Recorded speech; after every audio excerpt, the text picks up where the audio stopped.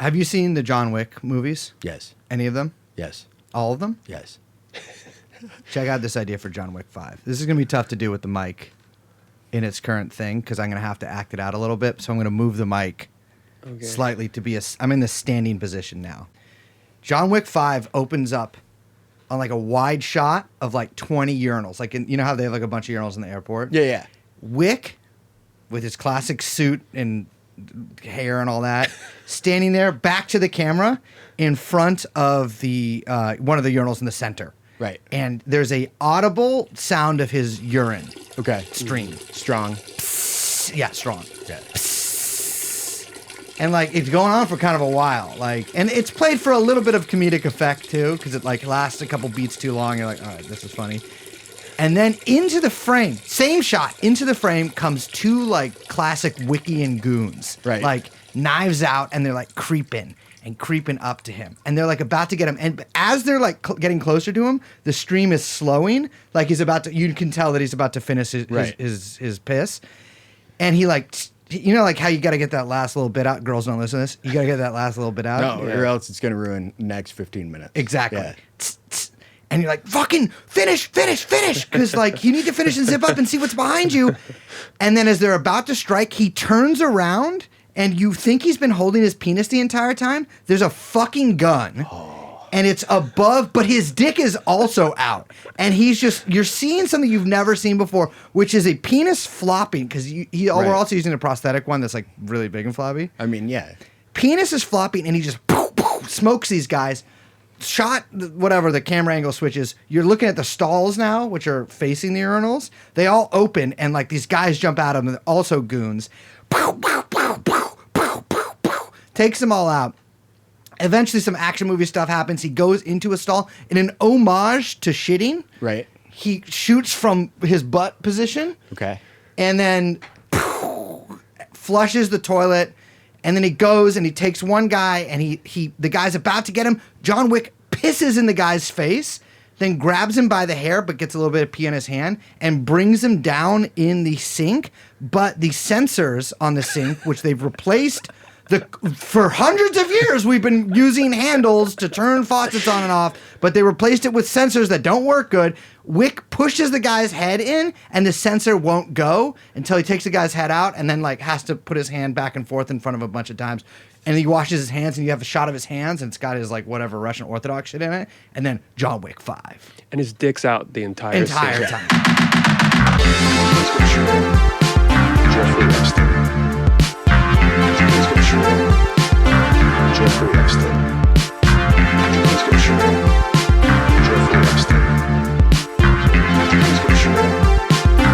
Jeffrey Epstein. Come here. Can I add one potential note that I would like to see? Absolutely. A small explosive, like a cherry bomb grenade, thrown in the toilet so that when the men's heads are getting smashed into the sink, there's explosive water coming out at it. That's a really good idea. That's my only note. A grenade. Okay. A grenade. A grenade. A grenade. We drop a grenade in there. A grenade. Obviously, grenades function a little differently, but whatever. Yeah, we it's just drop fine. a grenade in It's there. fine. Ladies and gentlemen, welcome to TrueAnon. Do you hear that? No, you don't, because Liz, unfortunately, is out today. She has joined the cast of Love Island USA. She is going to be on there for the next 7 months. And, I wish her the best. I wish she'd given us more than 1 day's notice. But today we have Matt Farwell. She's going to do well. She's going to do By well. the way. She's going to do well. I'll be watching with rapt She's going to be on attention. Like Island, actually. It's sort of like a feeder team to Love Island. Minor leagues. You got to catch the feels. You got to catch the feels first. Okay. Yeah. Retired sergeant. Wait, how do you say this? Sergeant, and then in parentheses ret, and then end parentheses. Does that stand for retired? Yeah, Oh, But I'm not retired. I'm just disabled. you're just So I just say Matt. I don't think you're disabled. That's how I was reading it. It's nice that the government does. And honestly, it helps my New Jersey. I took the train in from New Jersey, half price. Really? Not because got of the the card. veteran, because of the disability. The French were really good about the veteran and disability thing too. I love the French? French. I was over in Paris and they let me in all the national I went up the Eiffel Tower for free, into all the museums for free. Like, Because you're an American because I'm an veteran? American veteran. The French rule. What are you talking? I love that. No, they're the best. They're the best. You know, there's a contingent of French Marines that come down to Yorktown to celebrate the Americans and the French kicking the British's ass in 1781. What do they do at the celebration? They march in formation in like uniforms and generally listen to the French ambassador, and then they go presumably like hook up with women in Yorktown, Virginia. That's probably pretty easy. 'Cause, you know, good for them. What do you think of the kepi? The like hat that the French Foreign Legion guys wear. Yeah. It's interesting. They have a weird way of marching, and their hats are very particular. I never liked like really having like I had to wear a beret in the army in garrison. It was like too much of a fancy hat, you know. I like the ball cap. I also feel ridiculous Yeah. wearing any kind of hat but a baseball hat. Yeah, like I like the patrol cap because it was kind of flat on the top, you know, and you could cut out the lining and it looked good. I never liked the boonie or the like, you know, the one that's all round and like. That one seems all right though. That's like the classic like Vietnam guy hat, Bucket hat. right? But it looks cool on them. It's more of a straight brim. It just always looked goofy on me. Yeah. You know, like it's. I think this is one it's of the a things. goofball hat. With I have a big head. glasses, it gets tough to get fancy with the hats. It's true. Yeah, no, you have to have like a ball cap or. Yeah. So Matt is the author of American Cipher, the Bo Bergdahl book that you wrote. Yep. And the author of the Substack, which I quite like, Well, The Hunt thank for you. Tom Clancy. Thank you. Yeah, which started off, that was a book proposal that, weirdly enough, none of the major publishers in America wanted to read a book about, or publish a book about how the most profitable novelist of like the last 25 years was working for the CIA and the Pentagon while doing that. Why do you think that is? I don't know. You know, I think it's like I tried to go to like a magic show in Las Vegas and be Yeah. like, hey, here's how all the tricks are done. You know, Yeah, and they like don't like people that. don't like that. They don't like you know. But it migrated over to Substack and it's been fun and it's evolved and gotten weirder. Yeah, I was gonna say it's been weird. I think you were probably one of the weirdest military writers that I can really think of. That's a compliment. I appreciate that. absolutely Yeah, it no, is. I don't know. Some of them get really fucking tedious. You know. Yeah, believe me, I do. There's a brand of like ghostwriter that writes all the tedious books for those dudes, and you're just like, I'm not gonna say his name, but like You know we him. all know. Well, there's like a couple, yeah, And they're military ghostwriters. Are they veterans? not necessarily. Wow, what No, a cool like job. the guy that wrote Marcus Luttrell's book is a Brit, you know, that Navy SEAL that like, yeah. you know, blah blah blah. I have a story about that actually from Give it to me. Well, no, say who he is. So Marcus Luttrell was a Navy SEAL with Operation Red Wings in like what 2004, 2005, Sometime early. Anyways, they were Navy SEAls that went out. They didn't have good comms, surprisingly, because they didn't check their PC. I don't like Navy SEAls. I just want that to be clear. Matt, you are in a safe space right yeah, now. okay. I So- hate Navy SEALs. I- It is the T-shirt wing of the United. I don't like the United States military to begin with. The Navy SEAls. Oh my God! All they do is sell T-shirts, shoot prisoners, and Get in bar fights in Virginia Beach. lie. Steroids. Steroids. Actually, if you needed a good cocaine plug, a Navy SEAL was like, or a good heroin plug during the GWAT. Like, Really? A Navy SEAL was probably your best bet. No, like Interesting. you heard about all those murders down at Fort Bragg. Oh with the- yeah. Well, Seth I mean, Harp. yeah, it's- semi-frequent guest on the show. It's bizarre how well that corresponded with like military flights from Afghanistan that were regular getting like shut down. Yeah. You know? Wait, tell me about Marcus Luttrell. Okay, so Marcus Luttrell, he was the only SEAL team guy that lived through like this ambush in a real bad part of Afghanistan. Yeah. A dude named Gul, an Afghan dude, took him in, and Afghans, like Pashtun Afghans, have what's called Pashtunwali. It's a cultural thing. It's hospitality, like Muslim hospitality times like 10. Yeah. And so he basically told all the Taliban guys that wanted to take him prisoner, like, F off. He was his guy, you Yeah. know? And then he brought him back to the Americans. Now, this is where the story gets interesting for me, was as I was, like, coming back from Afghanistan, one of the guys that was up near the area where Marcus Luttrell was, because I wasn't up there, but who was in my brigade, was like, oh, yeah, one of the things we noticed when we ran, like, all the chemical signatures on the IEDs that were going off is they were a specific brand of TNT. that was our TNT, like, i.e. American TNT. Yeah. Turns out the Americans were so grateful, the Navy were so grateful that Gould had sheltered Marcus Luttrell. They asked him what he wanted. And what he wanted was to do a development project and build a road through the mountains, you know, and da-da-da-da-da.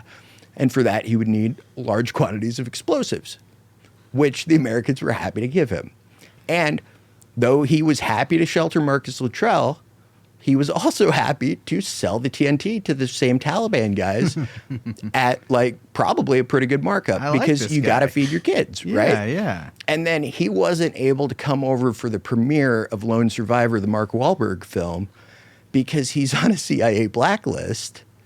So he can't ever get a visa.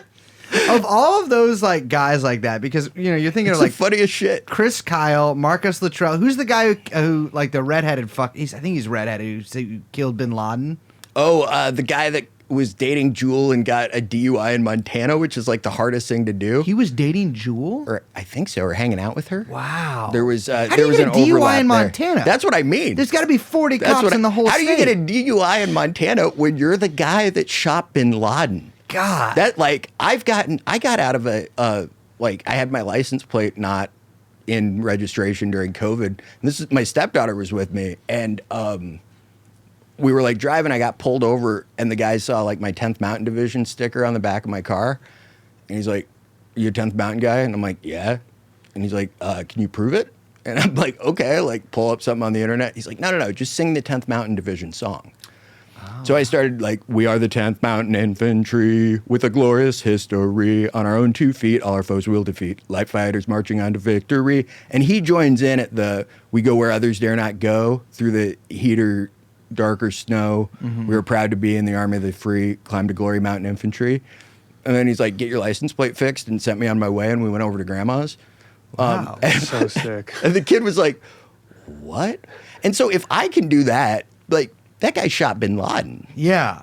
You can just like show him the little picture of that. Yeah. And like, or like him on like 50 podcasts being like, I shot Bin He must have Laden. gotten lippy and insulted Montana. He doesn't have a song though. for Yeah, he that. doesn't have, He doesn't might have a song. He doesn't. Well, they all have songs, kind They of, have right? pirate songs, probably. The Navy SEALs? Yeah, they all have that pirate iconography. What I don't understand is in the military, it seems like they make these guys swim so often, Right. but then they make them go to places on the land.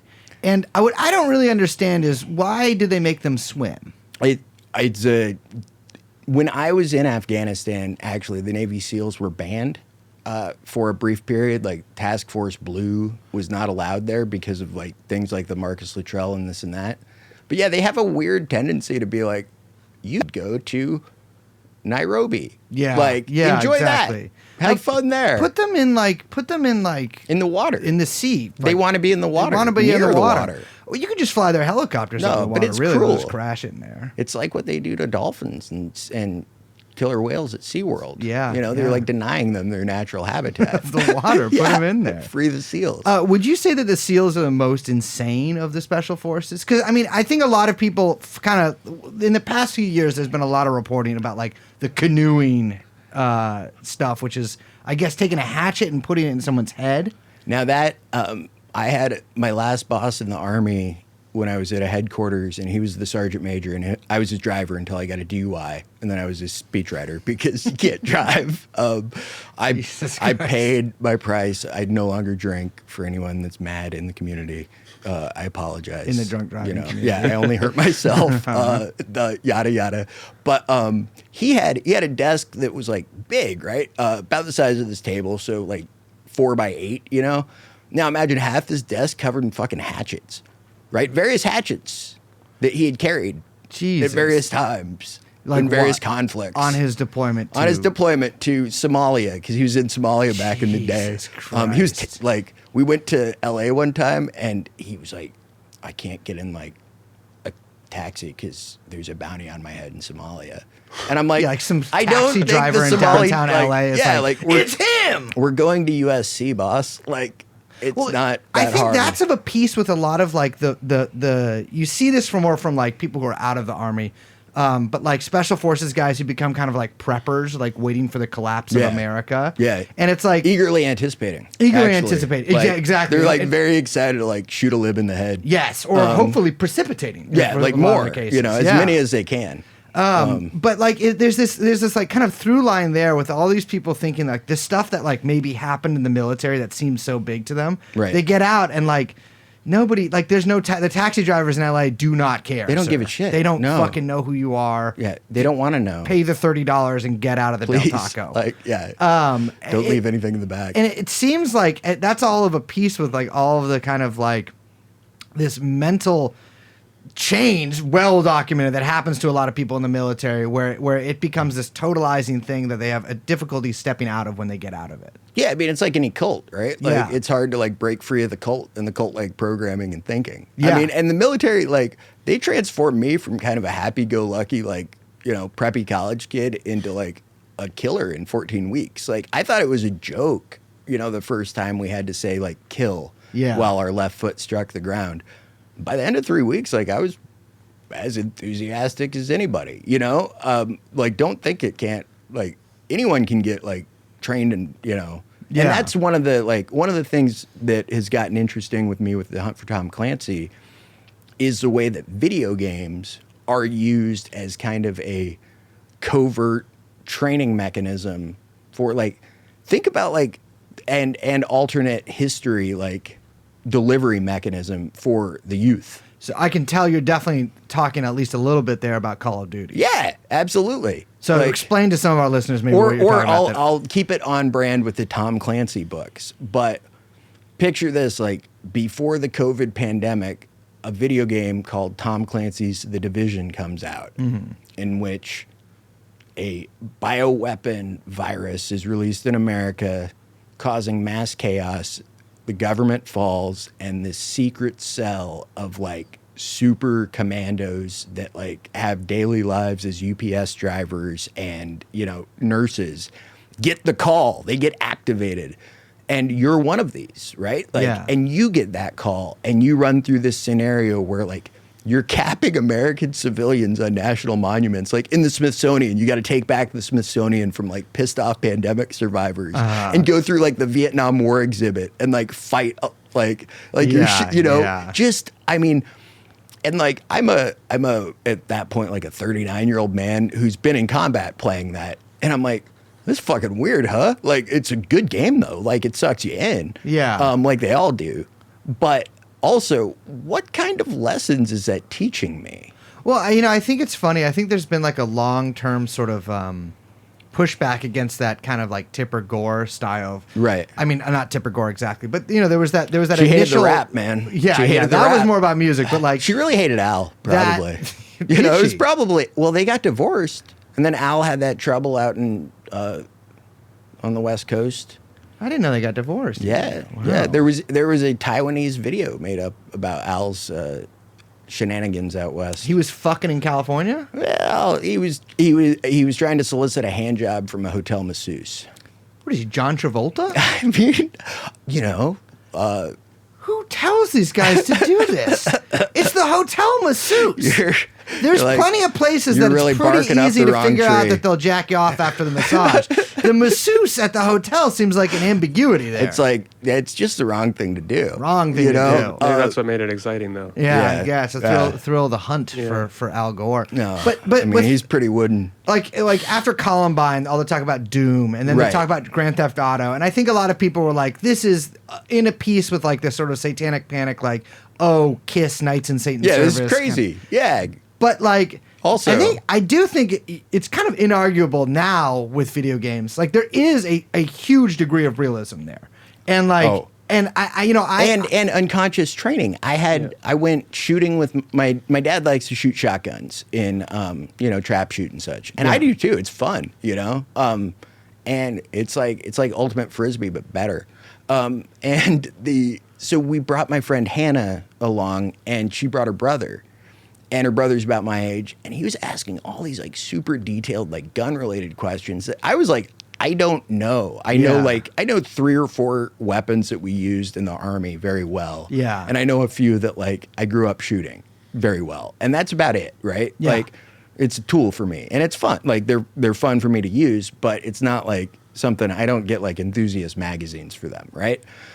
And so I'm like, how do you know so much about guns, dude? And he's like, oh yeah, I play Call of Duty, you know? Yeah, yeah. I think it really, I mean, and beyond that, like, I think there is a pretty, I mean, yeah, like war is kind of, it's fun, like, man. No, and it's a fun, blast. and it's kind of like a video game. It's great. Yeah. Yeah. Yeah. I mean, that's what nobody really talks about is like, it kind of rules, like for a certain personality type, right? Yes. Like and unfortunately, I think I am that personality type where I was like, oh, can I just like live here and do this for like the rest of my life? Well, my theory about a lot of veteran suicides is like, it's actually, okay, we're given this language of like therapy and depression and psychosis, whatever.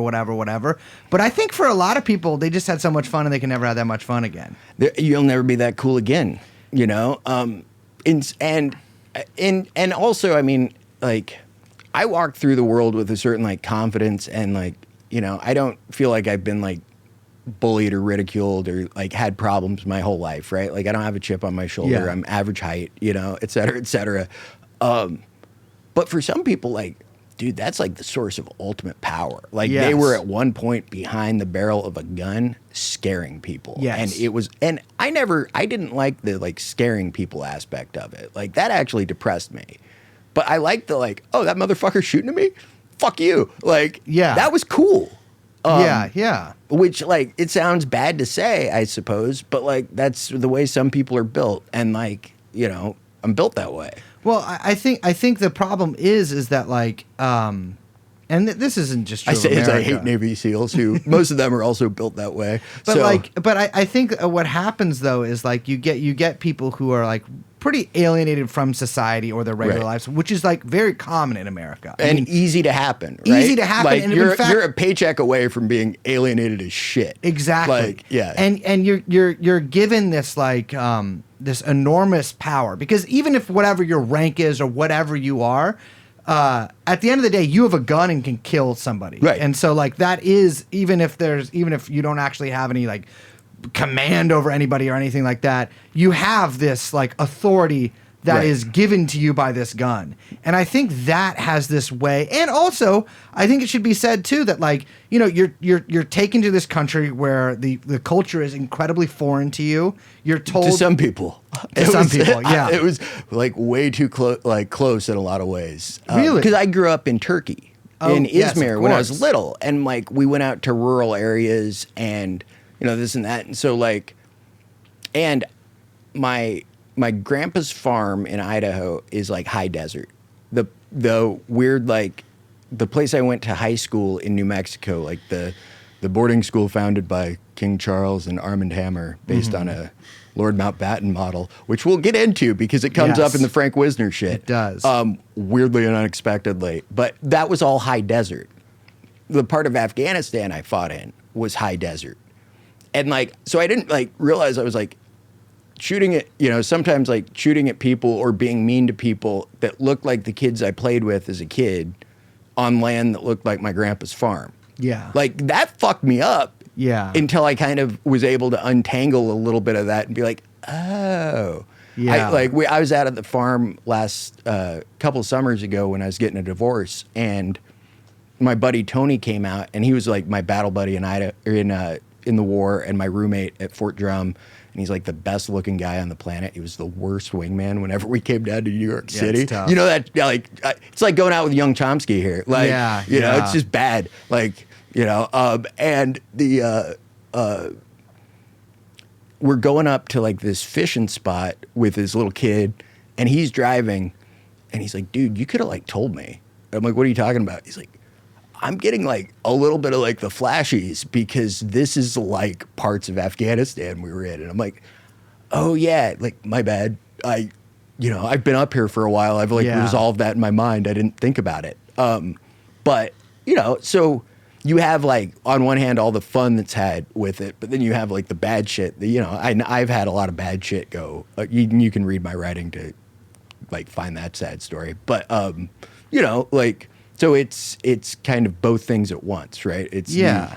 I think too, like there's this sort of like this power fantasy that people get to inhabit, and then also like coming home and being so powerless. Right. And then there's this nihilistic and having thing. people not give it. No one gives a shit, one man. I cares. wrote a book about Afghanistan. You know how badly, like, how much my publisher lost on that? Like Bo a bunch. Bergdahl book? Oh, no one cared. No one gave a shit. That was like a big story. Yeah, I know, but like that doesn't translate to book sales. But I think Bergdahl is actually a pretty good. He's fascinating. I mean, yeah, and he's also like I think pretty emblematic of like a certain kind of like mindset of like the global war on terror can be summed up in basically one word, which is just nihilistic, right? Yeah. Like beyond people call it pointless. It wasn't pointless, but there was a certain amount of nihilism, a huge amount of nihilism that was behind the thinking of it, and it's why I like the absurdism that has like kind of bubbled up about like Stargates in Iraq and giants Yeah. in Kandahar, and like, you know, because you're right, it is. Otherwise, you look at it and you're like, God, what did we do? Yeah. Like, and why? And then the only explanations you have that actually make sense are like, oh, that's like really bad. You know, Yeah. when you look at like, say, how heroin functioned after we invaded Afghanistan. exactly. You I know? mean, we basically went into this country and then like opened it up for heroin. Right.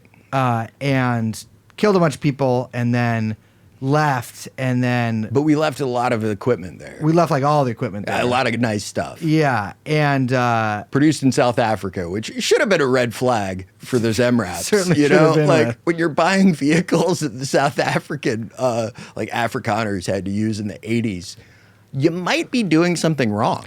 well, it's just crazy. Like it all ended up in this sort of pointless place, and then it's just done. Like Yeah. we've moved on. Obviously, like the global war on terror is still actually happening. It's funny. It's sort of like thought of as like deployments to like large scale deployments to Iraq and Afghanistan Right. are not actually. I mean, obviously they're integral to the global war on terror, but these small scale deployments by special forces Yeah. are actually really the big. I would say advance in military technique that's Yeah. happened since then, and that's still ongoing, and in fact going to increase. Oh, yeah. And so it's interesting because people seem to talk about the global war on terror as if it's over, and Right. it's certainly not. And I think is the like medal giving period. I haven't checked the Army regs and seen if you still get like a global war on terror medal when you join, you Yeah. know, or not. But yeah, the idea that we're well, and that ties back into the Wisner stuff too. But like the idea that we're going into back to just kind of killing people with a few guys that are using locally hired muscle. Yes. You know, for lack of a better word. I mean, it almost reminds one less of like any military practices in the past couple hundred years, and more of like how the mafia would franchise. I mean, I think a lot about how they're one and the same. Yeah. In terms of the heroin. Well, and also in terms of one of the other big interests and things that you can read on The Hunt for Tom Clancy, which you should subscribe to, is about the nuclear industry. And I just want you to consider this scenario, which is Las Vegas, Nevada, 1949, 1950. And you are the mobbed up cement contractor for the Nevada test site. Yes. That's generational wealth right there. And I toured the Nevada test site one time because you can go out there and like take a Department of Energy tour. They put you on a bus. It'll like black out the windows if something flies over that's secret. You have to like get yourself on a list, but it's well worth doing. And the guy in the like radioactive waste disposal area where it's like shipping containers lined with something that they bury, like, you know, there's a contaminated office in Oak Ridge. So all that stuff comes there. There's like spent nuclear material from this. The guy that ran that site joked to us. He's like, oh yeah, and this is where Jimmy Hoffa's buried. And I was like, haha, wait though. Holy shit. Like, Is he? I mean, yeah, like that makes a lot of sense, honestly. Like, how do you get a warrant for the Nevada test site to go like dig up radioactive waste?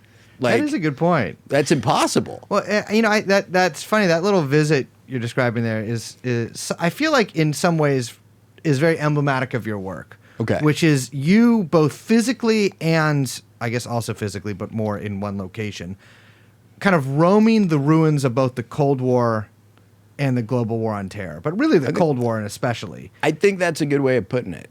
You visited a lot of these, I don't know what you call them, sites? Pilgrimages to like Pilgrimages. various shrines to our national security state. Exactly. And, Like- and you're going to University of Virginia. now. I'm currently getting my master's degree in English literature there on my GI Bill blood money. I got to say, you were one of the few grad students I've ever met who didn't take an immense disliking to me immediately. Really? Yes. Grad students are probably my least. Oh, they don't like They you? don't like me. Actually, though, you know what? I had a party, like at my apartment because I got I get GI Bill and they give you an apartment stipend. So I finally, like, for once in my life, I have like kind of a swanky pad that I like. Really? Yeah, you should come down. You're like, you guys are welcome in Charlottesville anytime. It's fun.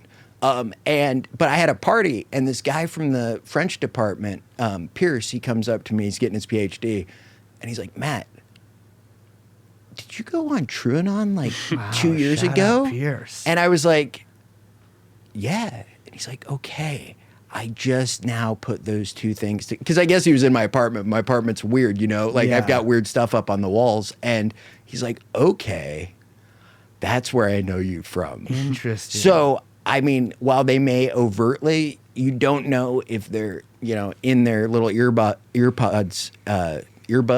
whatever Whatever they are. whatever they The are, Bluetooth. at the gym. Because I Yeah. go to the gym, like I've gotten into that. I swim. I don't do, you do all the like lifty I'm a stuff. lifter, yeah. And that's not mine, but I like swimming, and I now understand the concept of like I haven't swam in a couple of days, and I'm like, I gotta get back you need swimming. it. you know? I love. It really that's is my good. favorite. That's my favorite thing to do. But at University of Virginia, Yes. you have been going through the files of one Frank Wisner. Frank Wisner. And Yeah. we've It's fascinating. We've talked about the CIA obviously in many different ways on this show, Right. in terms of many different historical events. Wisner, but we've described, I feel like, and we've talked about Wisner before, but we described how at the beginning of the CIA there were these sort of OSS old boys, Right. Sometimes with military careers prior to the OSS, which is the Office of Strategic Services. That was this intelligence agency during World War II. Set up by Wild Bill Donovan, By a New Wild York Bill. lawyer and Medal of Honor recipient with the Fighting 69th. And then it's peopled by a motley crew of characters, some of whom were admirable, and many of whom who stayed with the OSS into its transformation to the CIA, a little less than admirable. Yeah. Yeah. And sometimes like one and the same, right? Like some of the things you're like, oh, that's really good. Like, man, that was like great. And then others you're like, wow, that's terrible. Yeah. And often, and Wisner's a good example of that, where on one hand you're like I have a little bit of sympathy for him because, like, spoiler alert, he kills himself with a shotgun in 1965 after about 3 rounds in mental hospitals getting electroshock and, such. And so I've been in a mental hospital. Like, I've got some sympathy for that. And it seems like he actually internalized some of the, like, damage that he had done and it destroyed him. Interesting. Whereas some of the other guys can just, like, go along.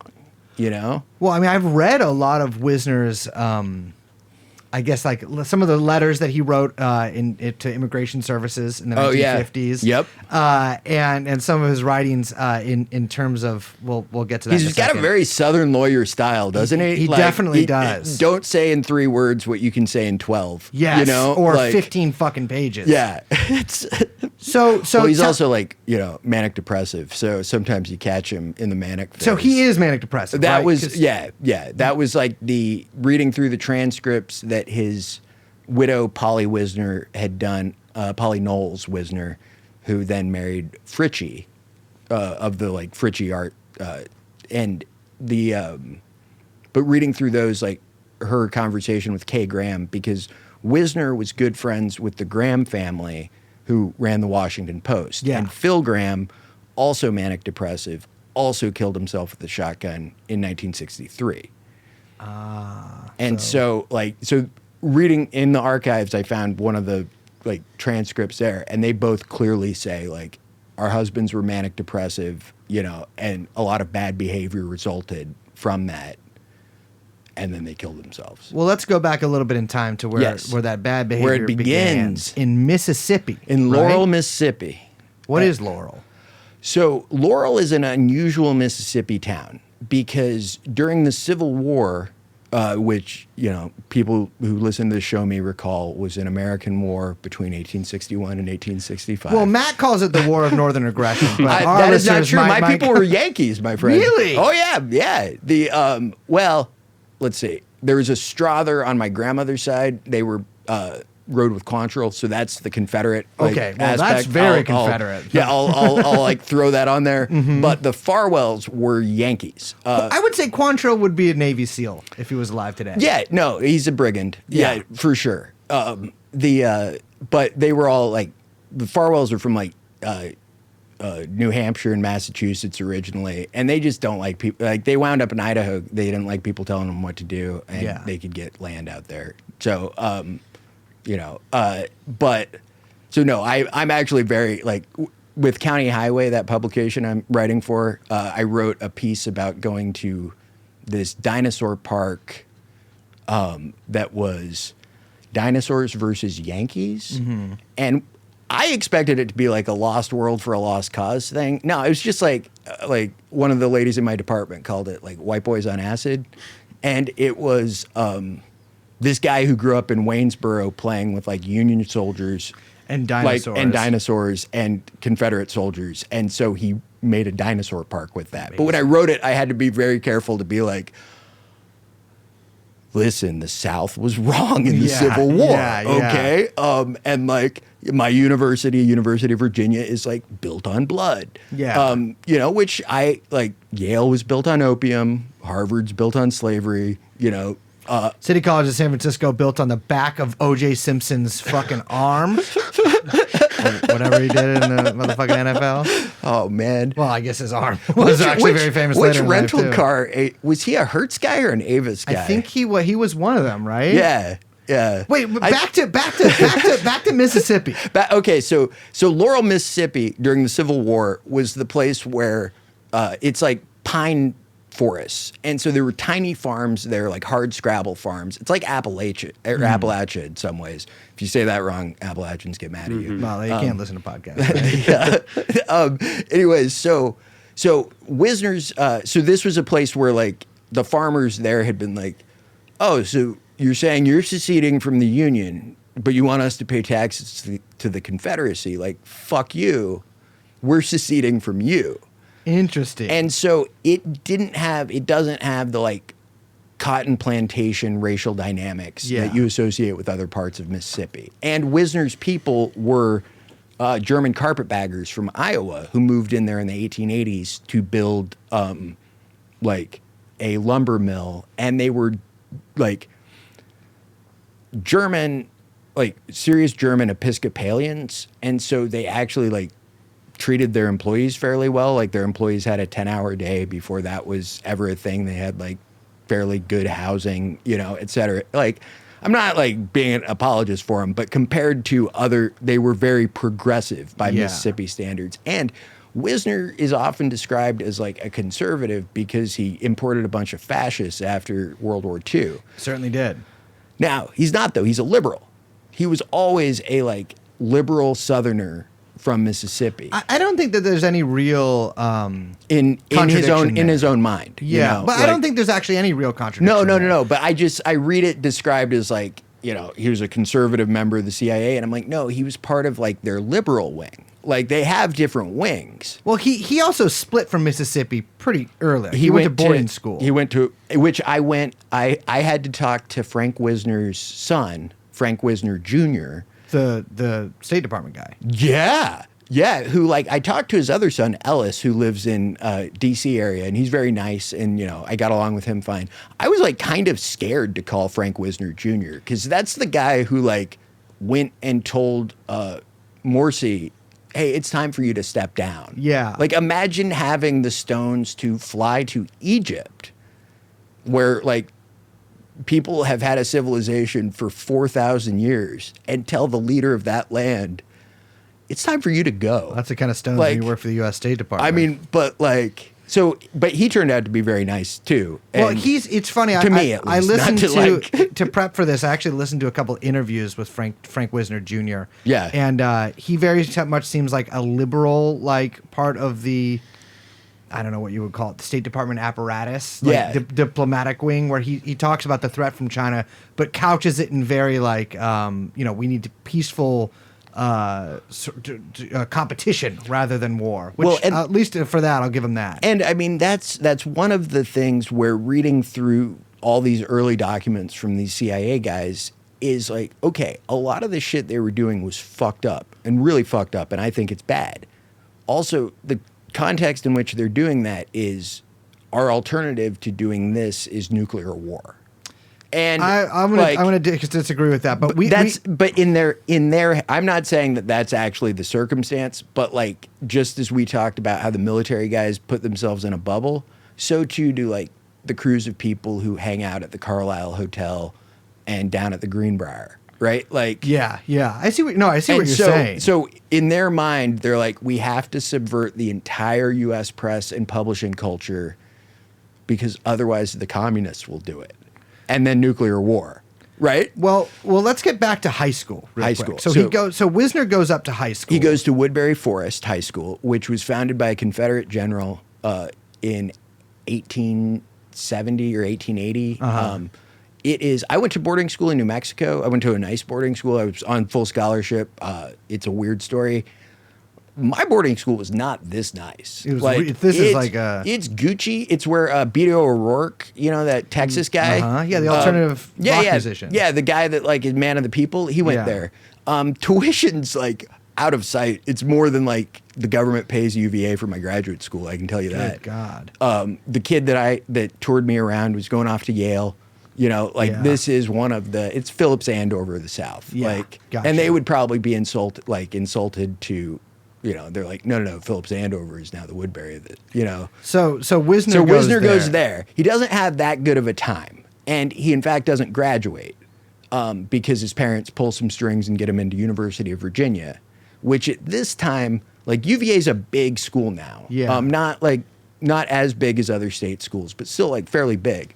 At this time, it's like 3,000 students at a law school. And it's mostly where the sons of the South, like the privileged sons of the South, go to learn how the social scene works. Yes. Right? Yeah. Which that does become very important to Wisner. Incredible. And Woodbury Forest becomes a nexus of all this, too, because guys like Gordon Gray, who becomes very important, he was a tobacco heir to the Reynolds family from North Carolina, was later Secretary of the Army during integration, and his response to Truman's integration order was to send a note up to West Point saying, that portrait of Colonel Robert E. Lee that you have in Union Blue in the dining hall? We would like you to take that down and put up a portrait of General Robert E. Lee in his Confederate gray. Yeah. Which that only barely came down in like the last 10 years. Yeah. So yeah. all of the like officers being trained for the United States Army looked up at a portrait of a guy who also went there. And then when he was a colonel decided, I can make rank another way faster. Yes. And then they confiscated all his lands and buried dead soldiers there. So University of Virginia. University of Virginia. Wisner's going there. And he is studying to be a lawyer. Yeah, he goes there and finds the track team, and he's a super athlete in track. He could go to the Olympics in 1936 or go to train for it, but his father says like, that's not what gentlemen do. That's not for a Southern gentleman. Yeah, you are from Lowell, Mississippi, son. Yeah. And you ride a donkey. And so he went to law school and then went up and worked for a law firm called Carter Ledyard, which has its address, I believe, number 2 Wall Street still. It's where like Franklin Roosevelt practiced law before he got into politics. It's the white shoeist of white shoe. And he gets bored. Within 5 years, he's bored. And the war's coming on. So he joins the Navy. He joins the Office of Naval Intelligence. And they have him in a mailroom in New York censoring mail for 6 months. I would have loved to be one of the mail censors during World War II. I wonder how many like novelists got their start just by I think ripping probably quite a shit few. off from But like, just can you imagine the power that you'd feel? There's no gun that's more Yeah. powerful than like, I can't wait to make whoopee with you one more time. Black line. Yeah. You know, I think we're shipping to Italy soon. I'm so scared. Black line. Just leaving. I'm so scared. I Right. would just transform every letter, every anodyne, banal letter to the wife into a horror story with excisions. yeah, you can do it fairly easily too. You can. I mean, even words like help. If you black out an entire sentence except for the word help and a period at the end of it, Right. your wife is going to be freaking the fuck out. Oh, we don't have telephones. You can't call her. Oh yeah. I mean, they exist, but you Right. can't use them. Well, and if you have a good enough indexing system and you can control both sides of that communication too, you can censor stuff from the wife where it's Exactly. I'm so happy to see you becomes, or like so happy to see you soon becomes like I'm blank soon. Yes. And who knows what that means? Or even any male name, black out the entire letter except for that male name. This is the thing. What is Raymond doing? American soldiers, if you are listening to this is the closest I can get Jody. to this. Jody is fucking, if you're on deployment right now and you're listening to this, Yeah. back at 29 Palms, Jody is fucking your wife right now. In your car, on your couch, watching your motherfucking Netflix, Spending your money. spending your money. So I'm just putting that out And there. honestly, he's probably treating her better than you did. He is. She'll stay with you. She'll stay with you. Yeah. But she'll continue to cheat. And his kid, she'll have his kid say it's yours. Your life is going to get a lot worse. You need to come back from Germany right now, and you need to quit the Marines. These are. So this is. I think I was pretty good at this. I went home with a woman one time when I was in the Army in Hampton Pause. Roads. I brought her back to my barracks room, and we got about halfway through, and she's like, "Oh yeah, my husband's like deployed." I'm like, "Fuck, man!" And I had like a shred of like, you know. Now I'm like looking back at it, and I'm like, I should have just like gone for it. Yeah. But I was like, no, I can't do that. Like even to a Marine, like that's fucked up, you know. And so sent her on her way. But like. That's the true. they call It him Matt happens. Farwell, the fearful Jody. It was. I just couldn't go through with it, man. I felt bad. Military spouses, You if you know? are listening to this, my door is always open to you and only you, my sweetheart. I will spoil you like nobody else will. He can't do that. He can't do that for you. I'll take you to one of those crazy Chinese clinics. You don't have to go to the VA anymore.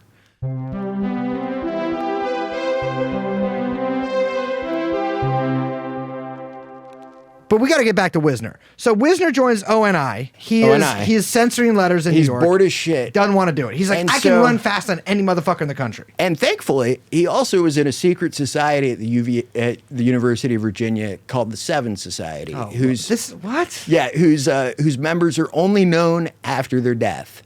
And it turns out he was in the Seven Society along with the guy Stettinius, who became Secretary of State at that time, a guy Robert Kent Gooch, who was very influential, like a UVA professor that was pretty influential in the espionage world. And then a whole cadre of like Lexington-based dudes. General Magruder, who was very important in the early founding of the CIA. So he pulls some strings, and he gets himself assigned to the OSS. And he goes to a training camp for the OSS up in Canada called Camp X. Where he's instructed in the dark arts, you know, which is mostly like how to be like super sleazy. From what I've never like gone through the training or anything, but like, you know, from what I've pieced together from what people tell me, it's kind of like how to be sleazy. You know, it's like pickup artist training mixed with like lockpick and like shooting people. So when you're undercover in Paris, you have to wear a giant hat. And you have to ask 100 girls for a makeout in case that one says yes. No, have you ever had Bob Baer on this show? The fuck old is Bob CIA, Baer? No. like the old crazy CIA guy. No. Should we? Yeah, he's the guy. You see that George Clooney movie Syriana? Yeah. I never have. He's the guy that Clooney was based on in Syriana, and he tried to kill Saddam Hussein in the 90s, and the National Security Council got really mad at him for it, and so he almost got prosecuted. Yeah. And he had some feelings about it. He had a book called See No Evil. But one of his disguises, like when he was out on shit, was he wore a diamond incisor Like, because he's like, people would just, no look one at the remembers diamond. anything else about you except that you had like a grill with a diamond tooth in it. You know? Interesting. And I mean, that's when you're covered as a pimp in Sarajevo. So Well, you it's can crazy get away 'cause with it. I was undercover at Coachella at one point, and I was wearing like Oh, a man. full Native American headdress. Oh, And you were all there for these the flooding. pictures, All these pictures You were there came for the out. flooding. No. And I lost my career. Wow. But so he joins the OSS. He gets trained does. up at Camp X in Canada. Camp X. And he deploys, I think at first to Turkey, right? First to Cairo. Cairo. And then he's in Cairo for a little while, and then the Istanbul station is a mess because the guy that's running it, whose name is like Macintosh or something, I can't remember, but he's like just screwing off, and it's a mess. So And the thing with Turkey, I mean, for those of you who are Yes. geographically and maybe historically not inclined, Turkey is like one of it's like the biggest neutral nation around. and Istanbul was Constantinople. And Yes. it's been a center of like international intrigue since like before everything. Yeah, like yeah. It's old. But it's it's between Russia or USSR at the time and the Balkans, In the Balkans, which are at this point occupied by the Germans. right? And so it serves as this like weird neutral place, like a lot of North Africa, or not a lot, but some of North Africa was. And it's where a lot of commercial cover enterprises are based too, because shipping, like shipping's very important to any sort of like covert enterprise. Yeah. And so Wisner's sent there to like penetrate Nazi networks, but also at this point, the OSS is starting to suspect that Uncle Joe Stalin may not be our best friend. Mm-hmm. And there's a lot of OSS guys that are just like straight up working for the NKVD, actually, especially in the Balkans. Well, it's funny you say that too, because the OSS had this strange sort of like, I mean, Wild Bill was recruiting everybody and it's anybody, oh so right? social. Exactly. So it's basically like cowboys that know how to do country club shit. Like, Yes. Yeah. it's people that did summers at Newport.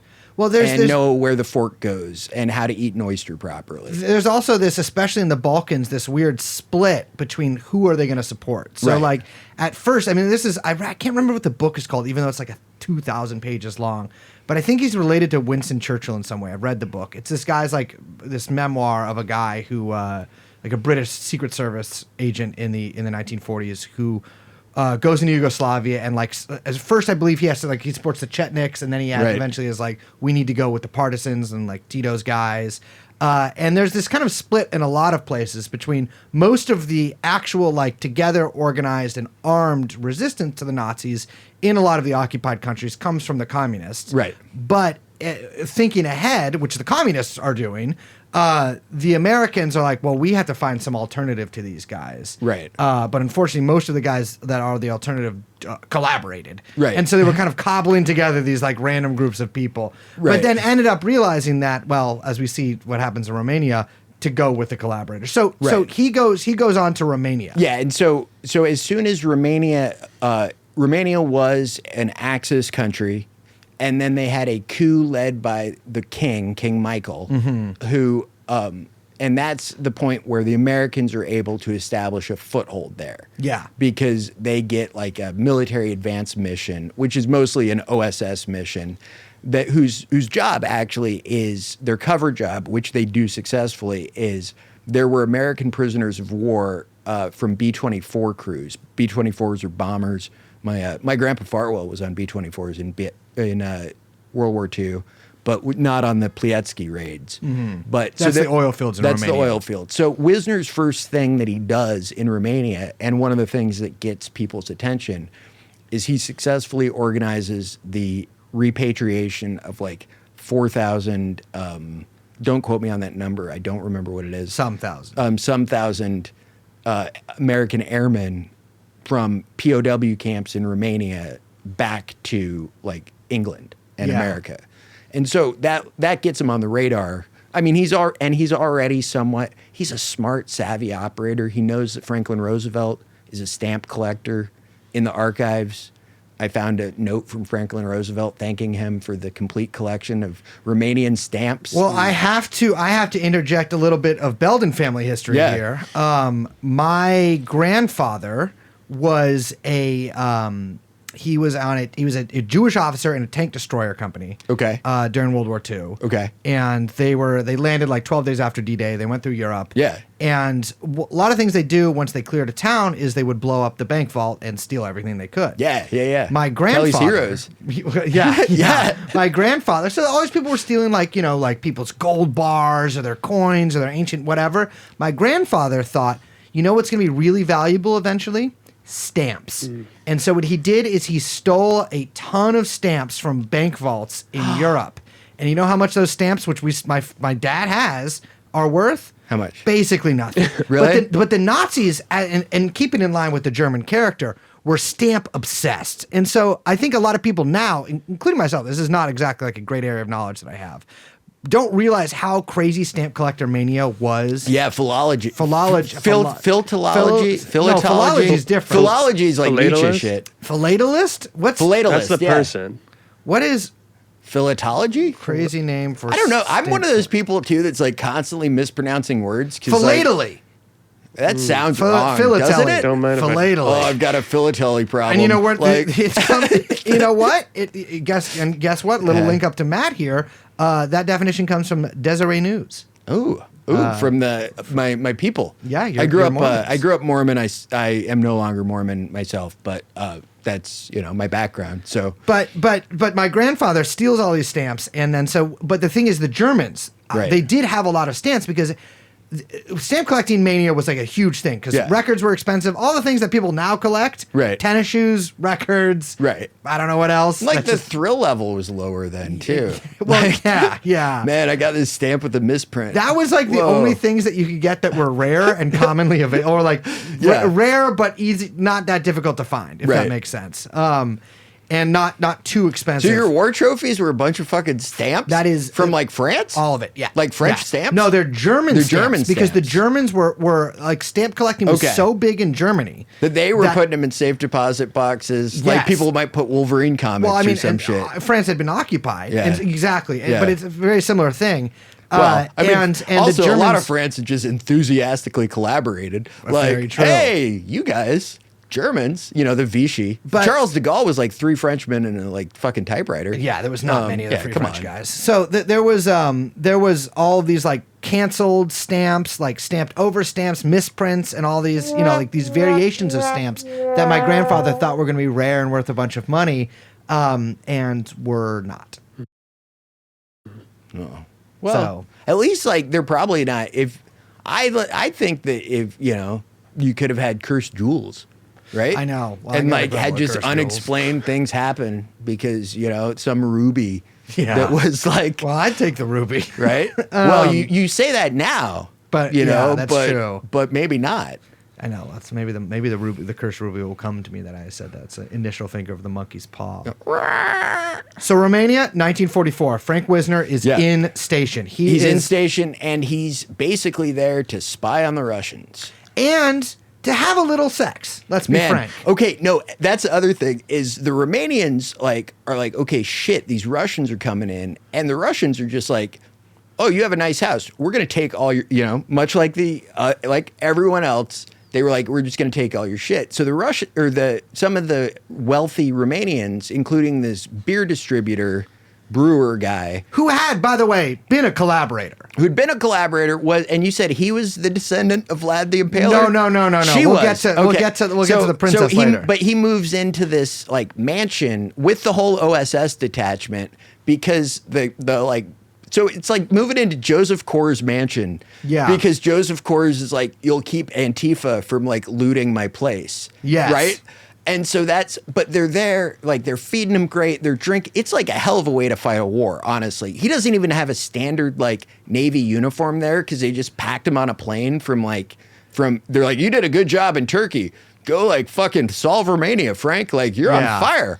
And so he cobbles together. I looked through his scrapbook, and so he cobbles together this like kind of cool ass uniform. He's got like a fur, like Russian fur hat with like the U.S. Navy emblem on it. Okay. He's got a giant like field jacket, like an Eisenhower jacket with a big ass like Rambo flag on the side. You know, like taking up half of his arm. And he's out there doing like he wins the Romanian king over basically by being like fun to be around. Like he does magic tricks at parties, and he can shoot like skeet over his shoulder looking through a mirror. I have photos of all these, right? Like he can do trick shooting, and he goes out hunting, and he hangs out, and he's just kind of like broing it up with like the king likes cars. He likes cars too. And so he develops really good relations with the king, eventually being like, oh, hey, also, the communists are totally going to take over. And you guys are like fucked. So like, get out of here. And then he gets reassigned to Wiesbaden, Germany, where Alan Dulles has been very impressed with his work. And so this is kind of where Wisner, I mean, and a lot of OSS guys, to be Right. fair, and Dulles' let's say, talents kind of combined. Right. Because Dulles is at this point making all these connections with Dulles these has been like swinging his way through Switzerland. Yes, like, yeah. fucking everybody. Well, Dulles is like- as part of his polyamorous side adventures in Switzerland, he's also been in contact with Nazis, Yes. right? Well, I mean, because no one does costumed weird sex like Nazis. Oh no! You and know? I feel like that's gotten away from us. Well, I mean, remember Max Mosley, the Formula One guy? No. He was a Formula. Wait, is that the Formula One chair that was like filmed having sadomasochistic sex while dressed as a Nazi camp guard as the prostitutes, one of whom his husband worked for MI5, were dressed as Holocaust victims. But whose dad, of course, we should mention was Oswald Mosley, the chair of the British Union of famous Fascists. British fascist. I have a fascinating book about the British Union of Fascists summer camps for adults that they had on the coast of the UK. It's a Oh, God, crazy that book. sounds bad. Ton That of sounds fucking bad. photos and stuff. Yeah, they're all just their gross. fascist summer Oh, camp. yuck. But one of the things that Dulles was doing there was making these connections with these Nazis, and who also saw which way the wind was blowing, and were making plans for And many of post-war. whom didn't like that little corporal. You know? Yeah, because they Like- were German conservatives rather than Right. It's than kind of like how. Nazis. Yeah. Yeah. I mean, it's kind of a distinction without a difference, but like, yeah. they were still fighting for him. But they wanted a let's say a return to, like, maybe they were maybe post monarchists at this point. Yeah, but they were like, we were have from- this nice building that IG Farben has been housed in, Yes. and we would like to house the Allied command there. Yes, and so this is also the beginnings of the Galen organization, Right, That's and- starting at this point. And Wisner's one of Galen's early case officers. So Galen, I think he was one of the first people to interview him, Right. actually, even after the war. So Galen was the head of German intelligence, and he essentially started this underground organization, underground, I'd say, kind of in Yeah. quotes there, after the war. He just took all the files. He just took all it's the like files. walking out of like your company and being like, I have all of the sales like He numbers. basically took his guys and were like, we work for the CIA He now. Jerry Maguired. Yeah. Yeah, You he know? did. Actually, I've never seen Jerry Maguire. You've so never he just- seen to Jerry be Maguire? amiable. No. Really? I haven't seen most movies, Matt. Oh, I'm gonna be honest. I had a very I had a period in my teenage years where like I just went to movies all the time and read books. You know, I was unhappy. Yeah. So that's what you do. I'm sure many of our listeners will relate. Yeah. But so Wisner's in Switzerland. Well, he's in Germany. He's in Germany. Excuse me. Wiesbaden, And this yeah. is after the war has ended in Europe, and they're like, basically, do we send him to the Far East, or because the war against Japan is still raging? But MacArthur hated the OSS, and didn't let them operate in theater, and so they kept Wisner in. And Wisner also, it should be said, in Romania, what radicalized Frank Wisner was in Romania watching the Russians go through looking for ethnic German names and just being like, basically, oh, yeah, you guys are Nazis, we're fucking taking you and leaving. But when Wisner sees it, he just sees a bunch of Germans being like profiled as Germans and taken away on by the communists on boxcars. And it really fucked him up. Like, his kids will still talk about how that was, both of them have said they thought their dad was in Romania for much longer than he was. Yeah. Based on how much he talked about Basically, it. all writing about Wisner that takes his career, even in like a paragraph long sense, will mention the Romania stuff. Yeah. Because it seems like whatever he witnessed there, thought he witnessed there, or did witness there,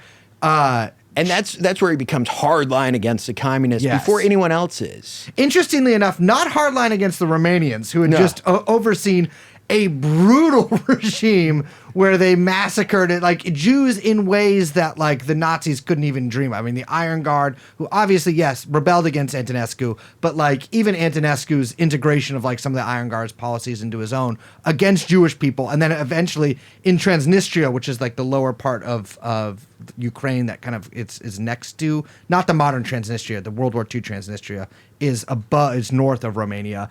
The policies they had there were equally brutal, but Wisner doesn't seem to mind those. Those were generally, like, it seems like the Episcopalian and Presbyterian, like, college-educated folks that summer in Newport were able to overlook a lot of that. Yeah. You know, it's also a lot of the victims were Jews. That's why I believe a lot of them were able to, the WASPs were like, well, okay. Okay. Yeah. It's distasteful. Yeah. But it's like having a bad habit. It's like having halitosis or something. Like I can overlook it if you can give me some money. Yeah. Or help me out with something. Well, So he comes back and he comes back to the U.S. Right. And becomes a Wall Street lawyer. He goes back to Wall Street and he's bored. Yeah. But and Alan Dulles has gone to Wall Street and he's bored. And they get together and start hanging out on park benches. And then eventually Alan Dulles invites him, and I have the records for this, into the Council on Foreign Relations. Mm-hmm. Not to sound like a nut, but like, You do sound like a nut. Well, it's true though, all this stuff. And so so from there, Wisner starts to see that we need a propaganda agency that can operate in ways. Basically, we need the kind of like the way that political boss party politics used to work. We need that for international politics. Well, they also saw that the way that the Soviet Union and the Comintern, which at this point had been disassembled on Stalin's orders, which was a big mistake that he made, they had been the Americans were so, especially these Wall Street guys, were completely under the impression that anybody who was a communist in Europe had been like hoodwinked or duped by the communist press, right, by propaganda, not by like their but I mean, and how much of that do we see today too, where it's like, hey, something is like very obviously like fucked up in the world. Oh, you've been like misled though on this. Russian propaganda. Russian propaganda. Like those Chinese propaganda. The devious Chinese. And so they thought like, oh no, the misery, the penury, the poverty that they saw in Europe, that existed, but the desire to get away from that and maybe transform into a new system, that was all because of communist propaganda. But we don't have anything that can compete with that. Right. And so we need to kind of create an organization that can think outside the box, so to say, on this. Also, you have that the Italians are about ready to have elections. Yes. And they're like, hey, what we'd like is a bunch of fucking communists in power, because like that seems cool. And actually the communists were the people fighting against the Nazis a lot. Yes. In Italy. Like the resistance was often very communist. And that can't happen. Yeah. It cannot happen. You cannot have the land where the Vatican is go to the godless communists. Yeah. Like, right? And this is relevant too because early CIA is very Catholic and very Episcopalian. Yeah. And Presbyterian. But like very mainline, like Christian. Right. And so they don't. That's why the Vatican becomes so essential in the rat line, getting certain people out. Yes. Right. And James Angleton is over there, like who we'll discuss later. But yes, so Wisner creates an organization called the Office of Policy Coordination, and it's blessed off by General Marshall and Secretary of State Stettinius. Now, General Marshall is from Lexington, or went to school in Lexington, and is old Virginia. This is basically I also think of this. We were talking about the Civil War earlier, but it's 2024, right? None of us were alive in the 1960s. No. But we all have a memory of it, right? A vague, yeah. You know, like definitely have from like pictures and TV, smell. like, you know, your mom and dad talking about Woodstock or whatever. So these guys, 20s and 30s, they all have a memory of the Civil War. And it's in the 45 and 40, the South kind of rises again, but clandestinely, as like General Marshall is running the Pentagon, right? As Frank Wisner takes over this covert arms apparatus that not only can do propaganda, but also can do like assassinations and political action. They're just going through refugee camps and being like, hey man, you look able-bodied. How would you like to like go parachute into occupied Poland and blow up shit? Well, so that becomes one of the OPC's main things, is that they are trawling these DP camps, Right. displaced persons, which are all over Europe, because Europe has been thrown into this great conflagration. There are like, you'll have like 100,000 Belarusians in like fucking Western Germany in, Right. in like a DP camp, or like whatever. Yeah, 20,000 Poles in southern France. Right. And on decommissioned Nazi like bases. Yes, Yeah. yeah, or sometimes concentration camps. Right. And they have the OPC, Europe's wild. totally crazy, has guys coming around and being like, hey, so what brought you to Western Germany? And they would often find out that, like, you know, they were Ukrainians from the Hiwis or Right. the SS who had joined some of the Waffen SS, like the Foreign Legions within it. And seeing which way the wind They're the was bad blowing. guys, right? Yeah. Okay, yeah. Yeah, that's definitely right. the bad Okay, guys. Okay. And they're like, how would you guys like to maybe continue what you were doing, but for us? And this was part of the large scale sort of like the hidden Fourth Reich that was being immediately constructed both during World War II and then after World War II, where all of the people who did these awful things basically under the cover of the Nuremberg trial. So they got some of the Germans, they hanged Right. some of them. But even on that, they're like, hey, Otto Skorzeny, you can be really useful. We're just going to bust you out. Exactly. Yes. Yeah. We'll leave the door open. Can't, like, no, they walked him out. But all of these, like especially where Wisner is concerned, these people from Belarus who have been Right. collaborators and you know, oftentimes very brutal murderers of Jews and communists and whoever else they didn't like, they wished a lot of them to America. Right. And in fact, to the East Coast where they set a lot of them up. I mean, there's a huge Ukrainian cemetery in I think it's New Jersey with like Waffen SS logos in it. A lot of the Ukrainians also went to Canada too. But this was like part of the of also the beginnings of Gladio and what we Yes. saw with the Stay Behind networks. So they would take all of these killers and these mercenaries and these traitors to America and then kind of embrace them within various different parts of the national security state or army. And then they become useful to, like, and they're disposable, too. Yes. Because, like, nobody gives a shit if Nobody you knows send, them like, here. these guys off and they die. And, like, it's sort of like how the Cuban exiles became after, like, the Bay of Pigs failed. Yeah. Where they were used for every odd job possible. Yeah. That was an update of that. Well, it's the mafia state, right? Like Right. we have this what's the CIA now, because the CIA gets started in I think 1947, right? 47. We have the CIA basically using all of these criminals Right.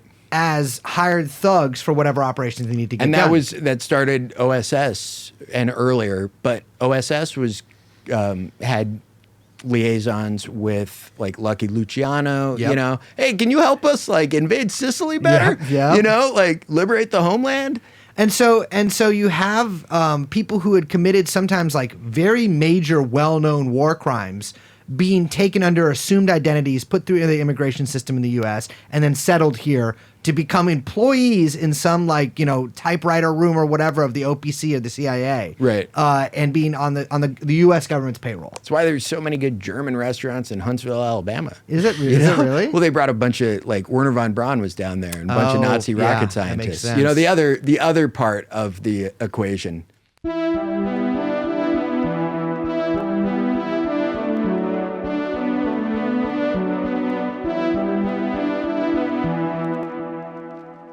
So what else is Wisner getting into? So they're doing all sorts of things in Office of Policy Coordination, but the most like interesting to me was the way he was managing the press through dinner parties. And Wisner moved to Georgetown, and he's a well-connected, personable, like friendly lawyer. He makes friends with Joe and Frank Alsop, who they at the time were kind of like what Tim Russert, or who's that guy that's on there now, like Chuck Todd, the TV, like the probably, TV yes. guys that would, like they were columnists where the conventional wisdom came out. And they all had dinner parties together, and basically, like, the Alsops would write anything that Frank asked them to write. And also so would writers at, like, the Saturday Evening Post and the Washington Post. And, and Wisner was friends with all of the publishers. And so he starts to refer to this and to the press capability that we build up overseas with Radio Free Europe and the U.S. Information Agency and things like that as his mighty Wurlitzer that can play any tune he wants. Do we need a sad story out of Nepal with a tinge of hope? He can get that done. And you see this in the files, too, where the guy, I mean, if he were alive today, he'd be on Twitter all the time and be, like, sending screenshots to aides, like, being pissed off, right? Yeah, yeah. At the time, he's, like, reading Washington Post articles or articles somewhere else, clipping them out, sending a memo saying, we need to get out something about, like, this or that. Get Joe Alsop to the Indonesia to report on how good the situation is there, and the way that he orchestrated this control wasn't just through, like, sheer force of personality. It was also by throwing gobs and gobs and gobs and gobs of money around. Yeah. And so he also gets involved with, he's a lawyer. He was in, this is where the Seven Society stuff at UVA comes back into play, because they're at the university, there are graffitis everywhere. They're kind of like Skull and Bones at Yale, but they're a philanthropic organization. So, a student needs money or something, and it's kind of like public that they need this or that. They might get a check in the form of like $7,777.77 that just miraculously appears in their bedroom, like their dorm room, right? Or they might have to go dig in a certain place, and it's all kind of theatrical. And they've had checks coming down at football games, like, kind of in a like puff of smoke, and a check comes down with a balloon. And so he's used to doing things without his fingerprints being on them. And to do that, one of the easiest ways to do that if you're a corporate lawyer is to set up front organizations. So say one of the more interesting cases is in 1949, he asks a man named Duncan Lee, who's a direct descendant of Robert E. Lee, a Woodbury Forest graduate, was General Donovan's right-hand man and aide at OSS, and was also almost certainly a spy for the NKVD, passing along information to his Russian handler. Respect. He never gets prosecuted because he only did it orally.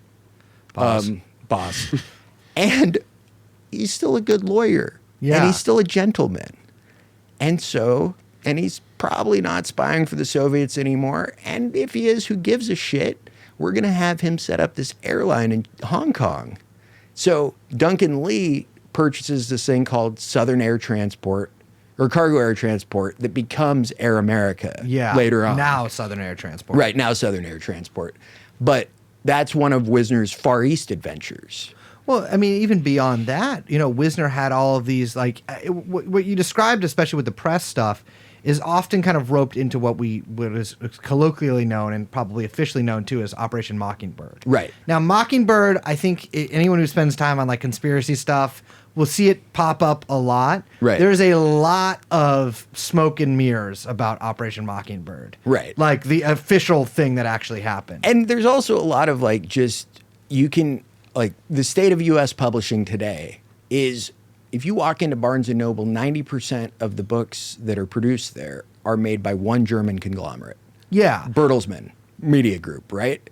And so whether that's like CIA or not, it doesn't matter. They're one huge conglomerate that has huge corporate interests, Well, right? I think that one thing that, like, you know, obviously we have much more insight into these things that happened in the past than we do about what might currently be happening today.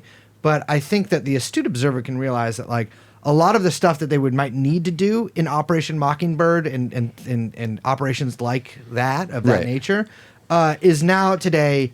They won the Cold War. Right. Like, capitalism had its triumph over Soviet communism. Right. Not necessarily over Chinese communism, but over Soviet communism.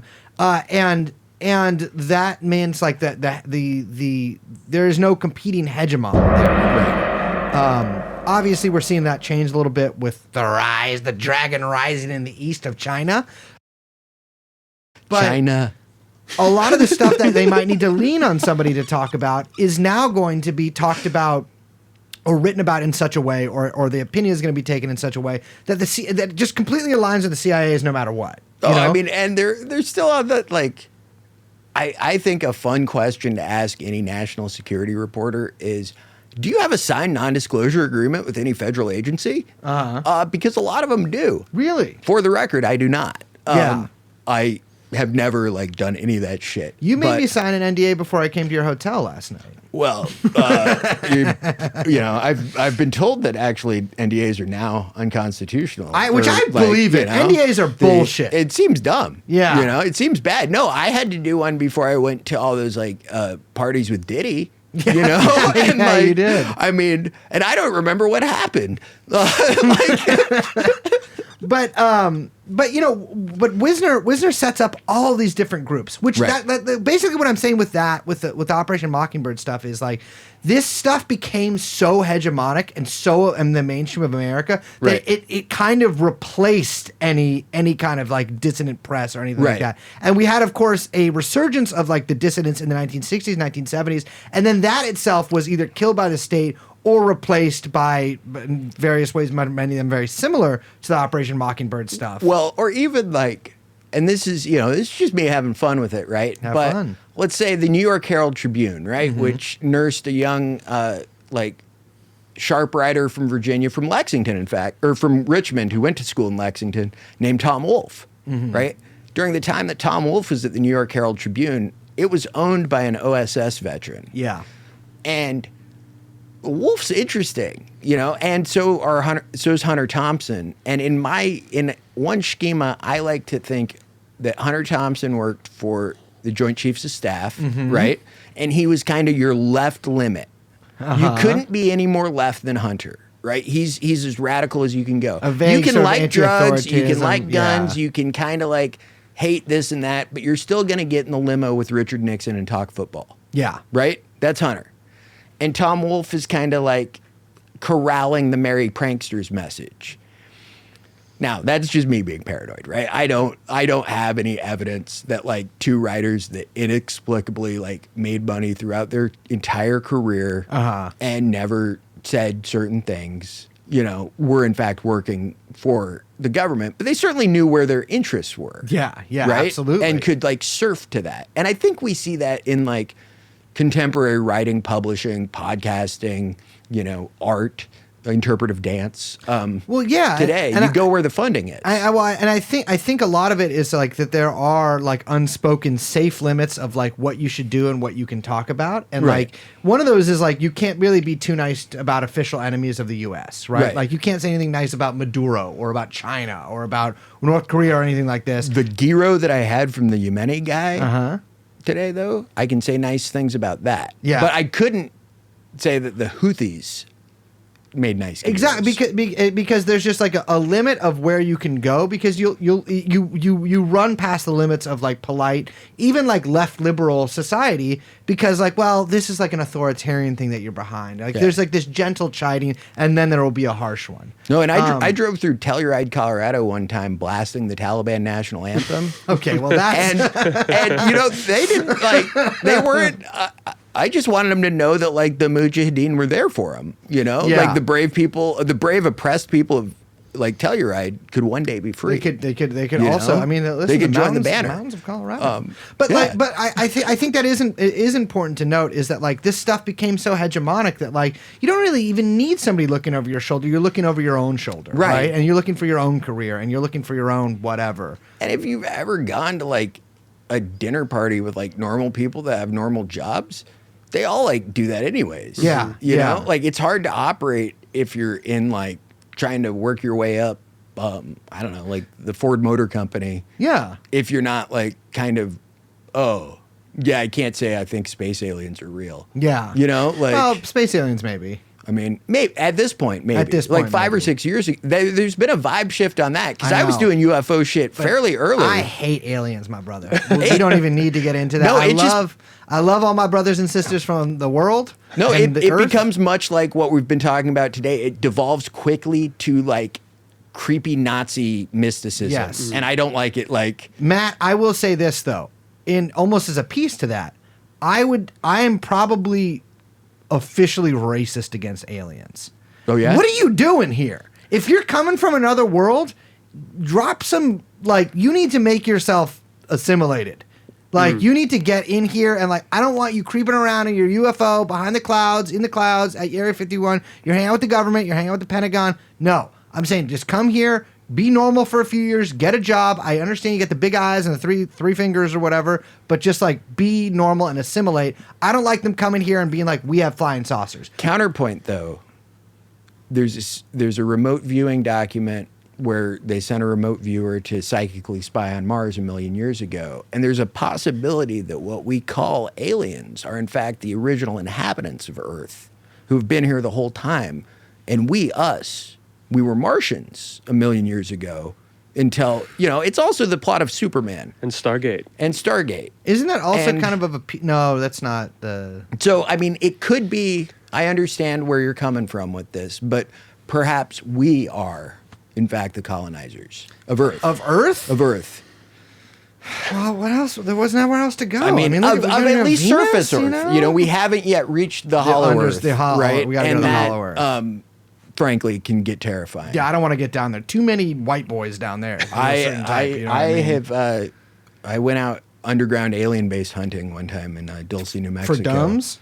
I've got a piece in County Highway coming out on bunkers and like doomsday bunkers. I went to one down in the Greenbrier, which is this Gucci ass resort just over the border from Virginia and West Virginia in White Sulphur Springs, where like the Vanderbilts and DuPonts and such used to go have summers. You know, when it's too hot and Yeah. you get your vapors. You get your vapors. You have to go somewhere else. And it's also like the site of, they built a giant bunker there in the same time as the Frank Wisner, as they're bringing rocket scientists over, this and that. There's nuclear paranoia. And so I went out there and boy, that was a trip. I don't begrudge, like, this was supposed to be the congressional bunker too. And I don't begrudge like the government wanting to save themselves. I understand that. That's a self-preservation instinct. Pisses me off to no end that they choose like a Gucci resort to do it, right? How Like, come? Well, just go to Omaha like everybody else. Get in a Yeah. like get in a good, honest Put us in working one of men's the bunker in big Western bunkers. Pennsylvania. Yeah. You know, like go to Raven Rock like a man. Exactly. Don't go down to the fucking Greenbrier, you know, where you can go bowling where the Astors like to bowl. My thing about nuclear apocalypse, let me die. Just let me perish in the initial blast. That's all I really? want. Or become a hideous mutant. Ghoul. Yeah. Oh, yeah. Exactly. Okay. Let me become like a fucked up Goro or whatever, Yeah. like from Mortal Kombat. 2 extra arms, maybe make my penis a little bigger. A second give me head for companionship. Yeah, Like, give me a head friend? or whatever, like from I cannot go Hitchhiker's for Guide. Leibowitz. Yeah. Well, the guy has got the. Have you read that book? I have not. No, I just fantastic pretended. book. I don't read much for an English major or an English master's Interesting. guy. I read weird stuff, not like, you know. I Yeah, read it's a government pretty weird documents and fucking shit. book, I'll say okay. that. All right, I'll pick it up. But anyways, back to Wisner. We got to talk about Wisner. Yeah.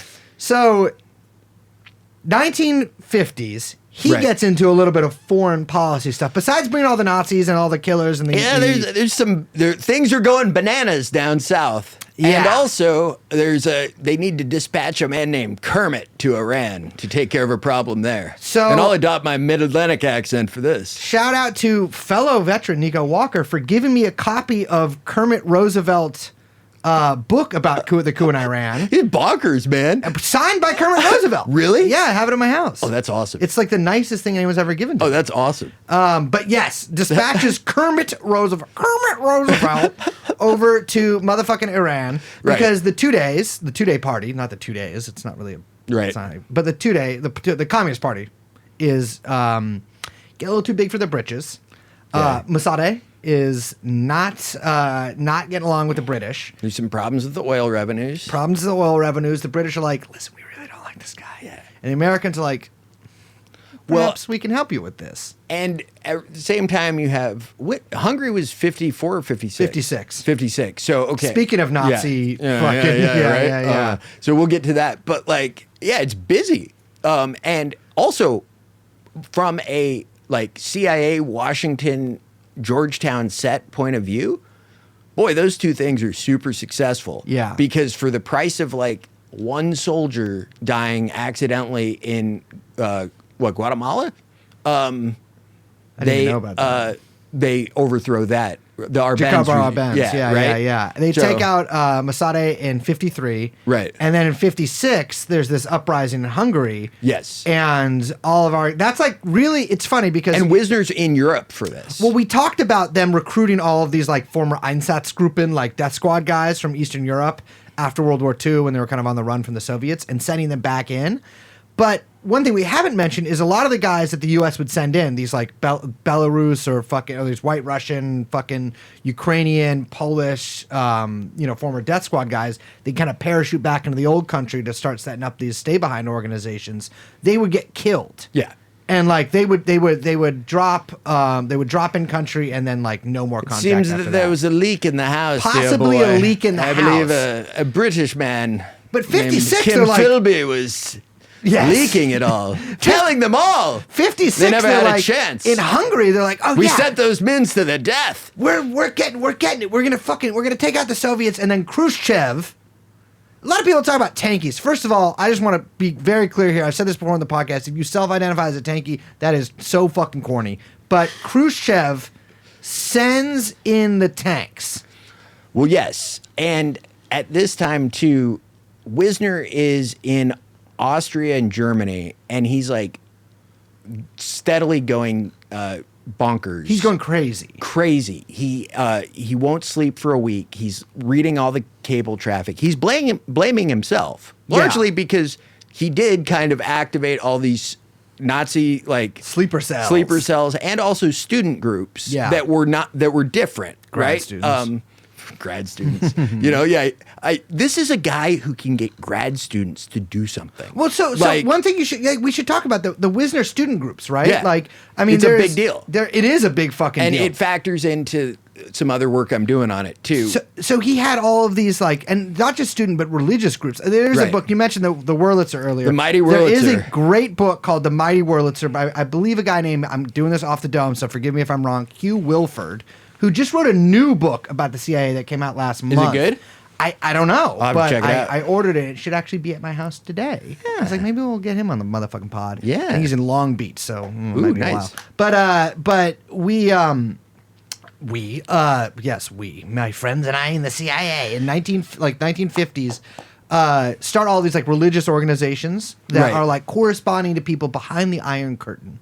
And They- my friend Tim Shorek's starting to do work on how that worked in the Far East too, because his dad worked for the Worldwide Council of Churches, Yes. which was getting money right and left. Because also in China, like the people with the best relationships in China at the time were either like Christian missionaries or representatives from Yale University, Yeah. or they were guys who had been buying opium there since the 1800s. God, yes. like some of the Yeah. Boston Brahmin types. Yeah, which not too different from the Yaleys. Or are you talking about the China hand types? Well, the China, like the China hand types, that the Welds, you know, Yeah. that, hey, we made a killing in shipping. Yes, yes. We were running something through the Mediterranean Sea into China. Import and exports. the Barbary pirates wanted it, so we sent Marines into Libya. Yep.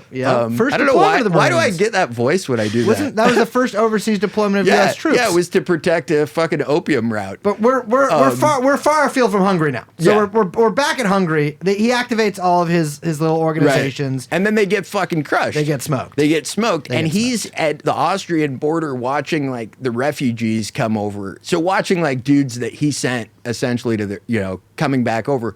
And it breaks him. His personal assistant has to take him to the like station chief Germany's house or Berlin's house, Tracy Barnes, who like looks exactly what you think like a CIA guy from that point should look like. Takes him to Tracy Barnes's house, and the assistant's like, "Hey, do you have any like model trains in the house?" And like Barnes's wife is like, "Yeah, like the kid has one upstairs." And he's like, "Okay, we got to send Frank up there to like play with the model train so he can calm down." Wow. And So something very similar happened to me, as listeners to this podcast will know. About a week ago, when I was at a concert, I disassociated and thought I had cancer. Oh, really? And then Do you? No. oh, that's good. I hope not. I hope not. We'll all but get it at some and people point. are calling it a panic attack. Many people trying to besmirch my character with these things. But I was brought back to earth by thinking of a certain phrase. What was it? What was your anchor? I don't want to bring. This is the last time I'll It's bring this okay. up on the show. What if you said he him like a donkey says hee haw? Gender donkey. Gender donkey. I and so see. that brought me back. Classic. Like I that. see. centered Were you at me. a Shrek rave? No, I Oh. was at a folk concert. Well, okay. A little bit of bossa nova in there. Yeah. So he's like this. He goes fucking bonkers, and he had been going nuts before too. So I read. Right. I read that there's that. Burton Hirsch is the guy's name. Yeah. He wrote this book called The Old Boys. Yeah, is this the one where he's telling the shit story like the whole time? Oh. Tells like a long involved story that involves like a Soviet officer and like stalls and not enough toilet paper. And after that, his wife was kind of like, she buttonholed a couple of the CIA guys and were like, hey, My husband's crazy. like, yeah, we might. And so then he goes to Shepard Pratt, like psychiatric facility in 1956 Yeah. as Dick Helms, who had met Adolf Hitler and interviewed him when he was an AP reporter, slowly like takes him and Richard Bissell kind of take, or Bissell? I don't know. Take I over. think it's Bissell. Is it I don't Bissell? know. Bissell? Well, you can. You know what? TrueAnon rule we haven't brought up in a while. Can you I can pronounce a mispronounce name people's and names any way you wrong? want. Names. Nixon? So there's such Richard- there's what Richard Nixon? We call on this show objective words and subjective words. There are some words that we all say the same way. And Yeah. there are some words Ant? and. Oh, and. But some people call it ant. Yeah, I guess Bill that's true. Clinton? But there are some that are subjective, like Ant. any names or things that Liz says sometimes. Is this a soda or a pop? Or a Coke? That's a soda. That's a Depends soda. where That's a you are. soda to me. You're from fucking Virginia. I was born. I'm a Rocky Mountain boy. I So was what do you born in call Utah. that? You call it this, a pop. this would have been a pop. You wouldn't be until I was assimilated into the East Coast culture, and now it's a soda. Let me ask you this: what's a dirty soda? It's a soda I want to hang out with. I mean, No, isn't I there- actually don't know. I What think is a they're dirty doing, I don't know. soda? I think they're doing that in Utah. Oh, I do know what that is. It's like so much sugar. That's right. Okay. Yeah, these are so Mormons don't typically drink alcohol or use other types of conventional intoxicants. No caffeine, right? Yeah. Well, the caffeine no, thing, no coffee. No hot coffee. drinks, my no brother. hot drinks. No hot drinks. They So are not for the belly. No mocha either. No Yeah. decaf even. But there are like, and there's some Mormons that won't drink Coca-Cola or caffeine, and then there's some that decide that's all I'm going to drink. But what I need is for you to add 4 different types of those syrups that like the baristas, you know, like, Yeah. like my bikini baristas in Arkansas. Yeah. they have like the pump stuff, and they can make you a drink that's just like 100, like 1,000 things of sugar. Yeah. you know, real good but real bad. But it's interesting because Mormons, I feel like, are generally like in pretty good shape, right? Like when you think of a Mormon, you sort of think of like a square-chested I try not guy. to. You know, I've been to Salt Lake City a couple times. It's Yeah. not nearly as porcine as much of America is. yeah, it's I mean, Yeah, but they drink so much sugies They're an active folk. because they have Yeah. the zoomies. and That's why. Yeah, and then, other areas they're not consuming the alcohol calories. Yeah. Right? So you get the True. soda calories, but you can only have so much. I don't of drink that. alcohol. I'm in terrible shape. Maybe, But anyway, fucking Yeah. Wisner's in the nut house. In Shepherd so Frat. crazy, And hungry. this for anyone that's going through and doing archival research, all you poor souls. Actually, I really like it and I think it's fun. But this is something where there's one file that was like financial invoices, and I'm like, oh, that's going to be a boring file. Okay, I got to look through it anyways. No, it wasn't boring at all because it had day by day every book and every article of clothing that he was getting delivered to him at the mental hospital. So like for me as a writer, Interesting. if I'm like writing a novel that has Frank Wisner in it, it's nice to know that he's reading like a history of the British Empire before in the mental hospital, right before they give him his kind of like, hey, you'll be fine doing this job as Yeah. the station chief in London, which he goes to right after he gets out of the mental hospital. Yeah. And that's where actually the high school I went to comes into play, because going through that file, I see in 1960 Frank Wisner getting invited to be briefed in on this concept for the Atlantic College. And I'm like, oh, that's weird, because I went to this place called the United World College of the American West in Montezuma, New Mexico. And Oh yeah, that was like the weird school you went it was to. founded by Armand Hammer and King Charles, Yep. back when King Charles was prince in the 1980s. It's international baccalaureate and has students from 79 different countries. When I went there, everyone was on scholarship. Are you in the CIA? No. Yeah. Thankfully, I do too much weed. They don't let you smoke the weed in the CIA. They don't let you smoke dope in there? Yeah, and also I actually I grew up around those guys, and then I think my platoon kind of worked for them in Afghanistan for a little bit. I haven't been very impressed by them. Really? I'm better at getting information than most of the case officers I know. They're not very Interesting. personable people. Have you hung out with CIA people? They Well, I mean, I suck meet with one once a sometimes. week who gives us our episode Like your ideas. handlers, My all right, handlers, right? yeah, but yeah. he's your handler. Yeah, you my know? handler is a very maternal, 68-year-old woman. Oh well, they know. yeah. They know the And type. I have to wear a diaper, and it's this whole thing. But Oh, Elon got kicked out of one of those. Oh, God. And you saw did the hear about furry that? picture. You saw the furry picture? Oh my God. By the way, I know Oh. any info on Elon's sex life. Again, I make this call frequently. Make it once again. Please hit us up. Oh, it's like the Bay is such a just What a- awful what a cesspool. It's crazy. driven me crazy twice. The Bay Area? It's why I feel some simpatico with Wisner's fall. Is I've been in mental hospitals. They're not fun. I've been in a mental hospital in the Bay, but Yeah. you know what? Oh, In there for 6 hours, and they let me out because they declared me not crazy. Ooh, good for Because they thought you. I was trying to jump off a roof, but I actually was just ODing on it, bitch.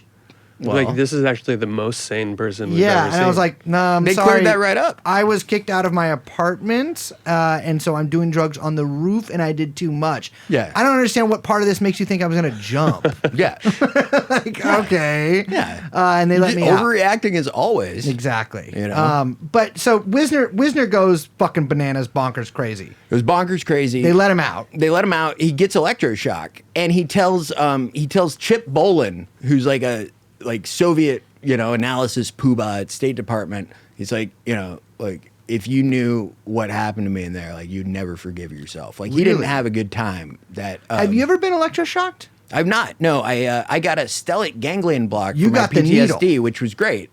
And that, I didn't. I just did that for Playboy. Playboy wanted me to go do a story. I thought it was just going to be a dumb story and something. It wasn't going to fucking work, but they were going to pay me.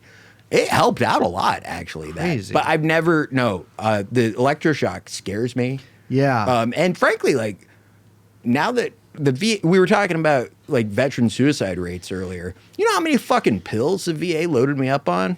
How many? What's the most amount of pills you've been on at one time? 9? 9 pills? Yeah. All for the noggin? All for the noggin, and then I believe at that time there was some gabapentin, and they were easier Well, yeah. on the old Percocet for a little while, which was good times, man. Oh, one yeah. time I fucked. This was when I had broken my back, and so I was going to school at the University of Arkansas while recuperating.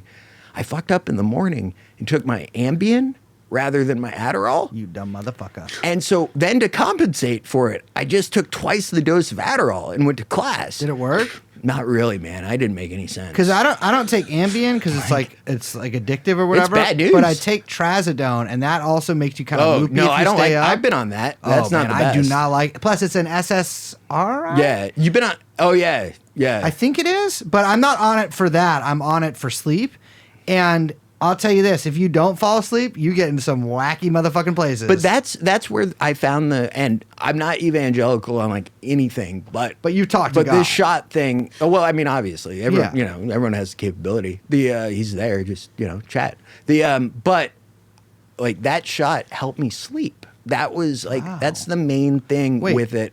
maybe I should get this. It's safer technically than taking an aspirin. Wow. There's no the only harm to it would be from your checkbook for writing, check to the anesthesiologist. I got to be real. If I got some crazy shot with a long name, people, the theories that people about me have Dakota about me would Meyer be, got I one. believe, It helped endless. Dakota. He talked about it. Cord Meyer, that does not help my case. No, not Cord. Dakota. Dakota the Marine Meyer. that won that earned the Medal of Honor. Not Gotcha. won. You don't win it. But What no, do you Cord get? Meyer's You earn another. it? Yeah, apparently. You kill a lot of people. You have something really fucked up happen, and then you kill a lot of people and maybe save somebody, and that's how you get it. Do you have any medals? I have an Army not the I have ones they give 3 everybody. Army commendation medals. I have a combat infantryman badge, which means I got shot at and shot at people. I wear that, and then I wear my gold star lapel pin, and that's because I have a dead brother. Oh, yeah, it is. Yeah, and yeah, so, yeah. who died in a helicopter crash. So they give you a badge for that. They do? Yeah. Really? You don't have any Purple Hearts? No, I never got shot. I never got blown up either, which was cool. Yeah. I saw people get blown up, and those guys, the thing that fucks up from that is did you get blown up? Did you have no, do you but have I shit stepped going? on a mine, Oh, that's not good. but it didn't go off. oh, well, that's better. Yeah. Yeah, that could have been On my last day. Oh I yeah. stepped on a mine. Oh man. Look at this man, Polish guy that's- who later did get both of his legs blown off by a mine. That's such a lethal weapon type. I had 1 day left until retirement. Too old for I this was shit. so Yeah. pissed because they were like, Too short for this. and he wasn't very far off, but they were like, "Go get him. We need to leave," because they were Yeah. actually taking me from the front that day. They picked me up. My commander picked me up in a minivan, Right. Or not my commander, but What like a kind of command- minivan? Like whatever kind of minivan Yeah. they got in Syria. I don't Okay, know. okay. And I had to go find this dude, this Polish guy, and I walked and I stepped on this I don't know if they have these in Afghanistan, but they're long switches. Yeah. And they they bury them under the ground, these little plastic things. If you step on the plastic things, it triggers explosive. They were starting to do those down south after I got out of there. So that's why there's a lot of legless Marines. Yeah. Is they got better at the anti-personnel shit. Well, so I stepped on one of those and it just didn't go off. And I was like, okay. Alhamdulillah, man. Keep it pushing. Yeah. Yeah. And that's another thing. People talk about God in war or whatever, but sometimes you're like, man, I think these guys maybe are way more in touch with God than we are, because they're really yelling about him, and they. I found it interesting how much cross-cultural communication has how many of my Afghan war buddies who say shit inshallah, Yeah. alhamdulillah, Yeah. It's bismillah, become, I think it's a big thing. There's a lot I also found a lot of us came back being oh, actually those mountain hillbillies we were fighting in Afghanistan pretty tough. Yeah. Yeah. There's not much I don't know. I don't have that I don't have bad feelings towards those guys. Towards the I don't. Taliban? Yeah, I No, don't of want course not. I don't want to live under them.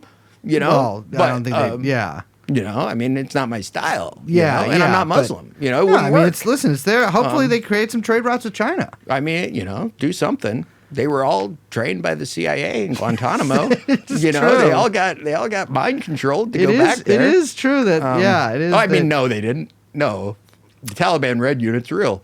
Taliban Red Unit. The Taliban Special Forces Oh, guys, yeah, remember? yeah, and have yeah. you seen the rollerblading Taliban? I have, I Fuck, have. dude. We built those roads, man. We built those fucking roads. Like- And who got those rollerblades? Yeah, yeah.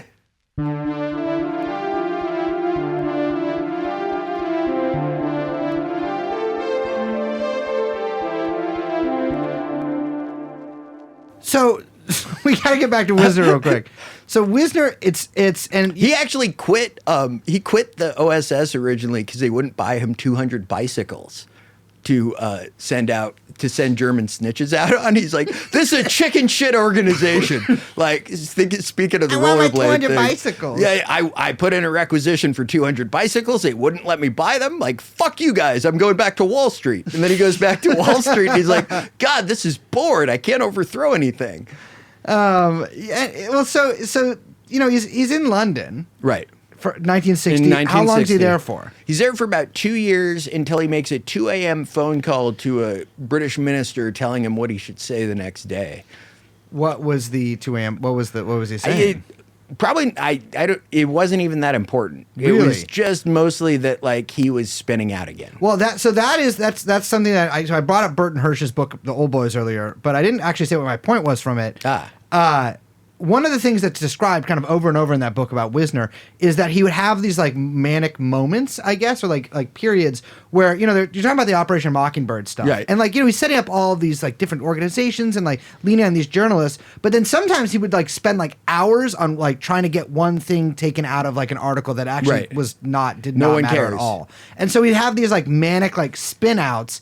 And then kind of that would drive him kind of insane. Mania, I think, is... And he had like a pirate crew working for him too, He did, like yeah. Karmeloffy, who is fascinating. Who's Do you know that? about Karmeloffy? No. So Karmeloffy was an openly gay State Department officer in the 40s who like got caught up in the Lavender Scare, but he was incredibly effective when he was working at embassies in Europe.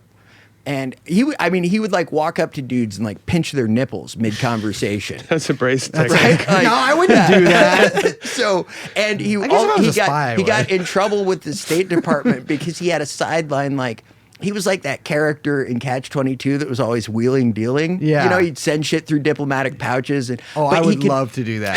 He got so much shit done in post-war Germany because he went and just hung out with all the Nazis' wives at the country clubs. Yeah. And if like So he's like, what's the tea? yeah, well, and he would be like, Franz should really do this. Yeah. But like, Oh, Franz is interesting. not doing this, and it's not going to go well for Franz. And if you know anything about Germans, you know that like women run those houses, like women run shit in Germany. I know as little about Germans as Okay. as humanly I'm- possible I'm, due to my distaste for that race. My mother's side is German, Swiss German. But Apologies. some are good. No, all the good. Honestly, all the good Germans and Swiss left in the 16, 17, 18, 1900s. What, Like by World War II, all the good ones were gone. They've been driven out. I would agree The with that. Anabaptists, the Mennonites, Yeah. like they're all gone. They all split. It's just all like the most evil chocolatiers on the planet. So what were we talking about? I don't remember. Oh, wait. What were we talking about? We were talking about, Wisner, 62. 62. So what else happens in 1962? Kim Philby. Kim Philby, who Wisner was catching on to. And I gotta tell you, I've said this before, I'll say it again. Philby's the fucking GOAT.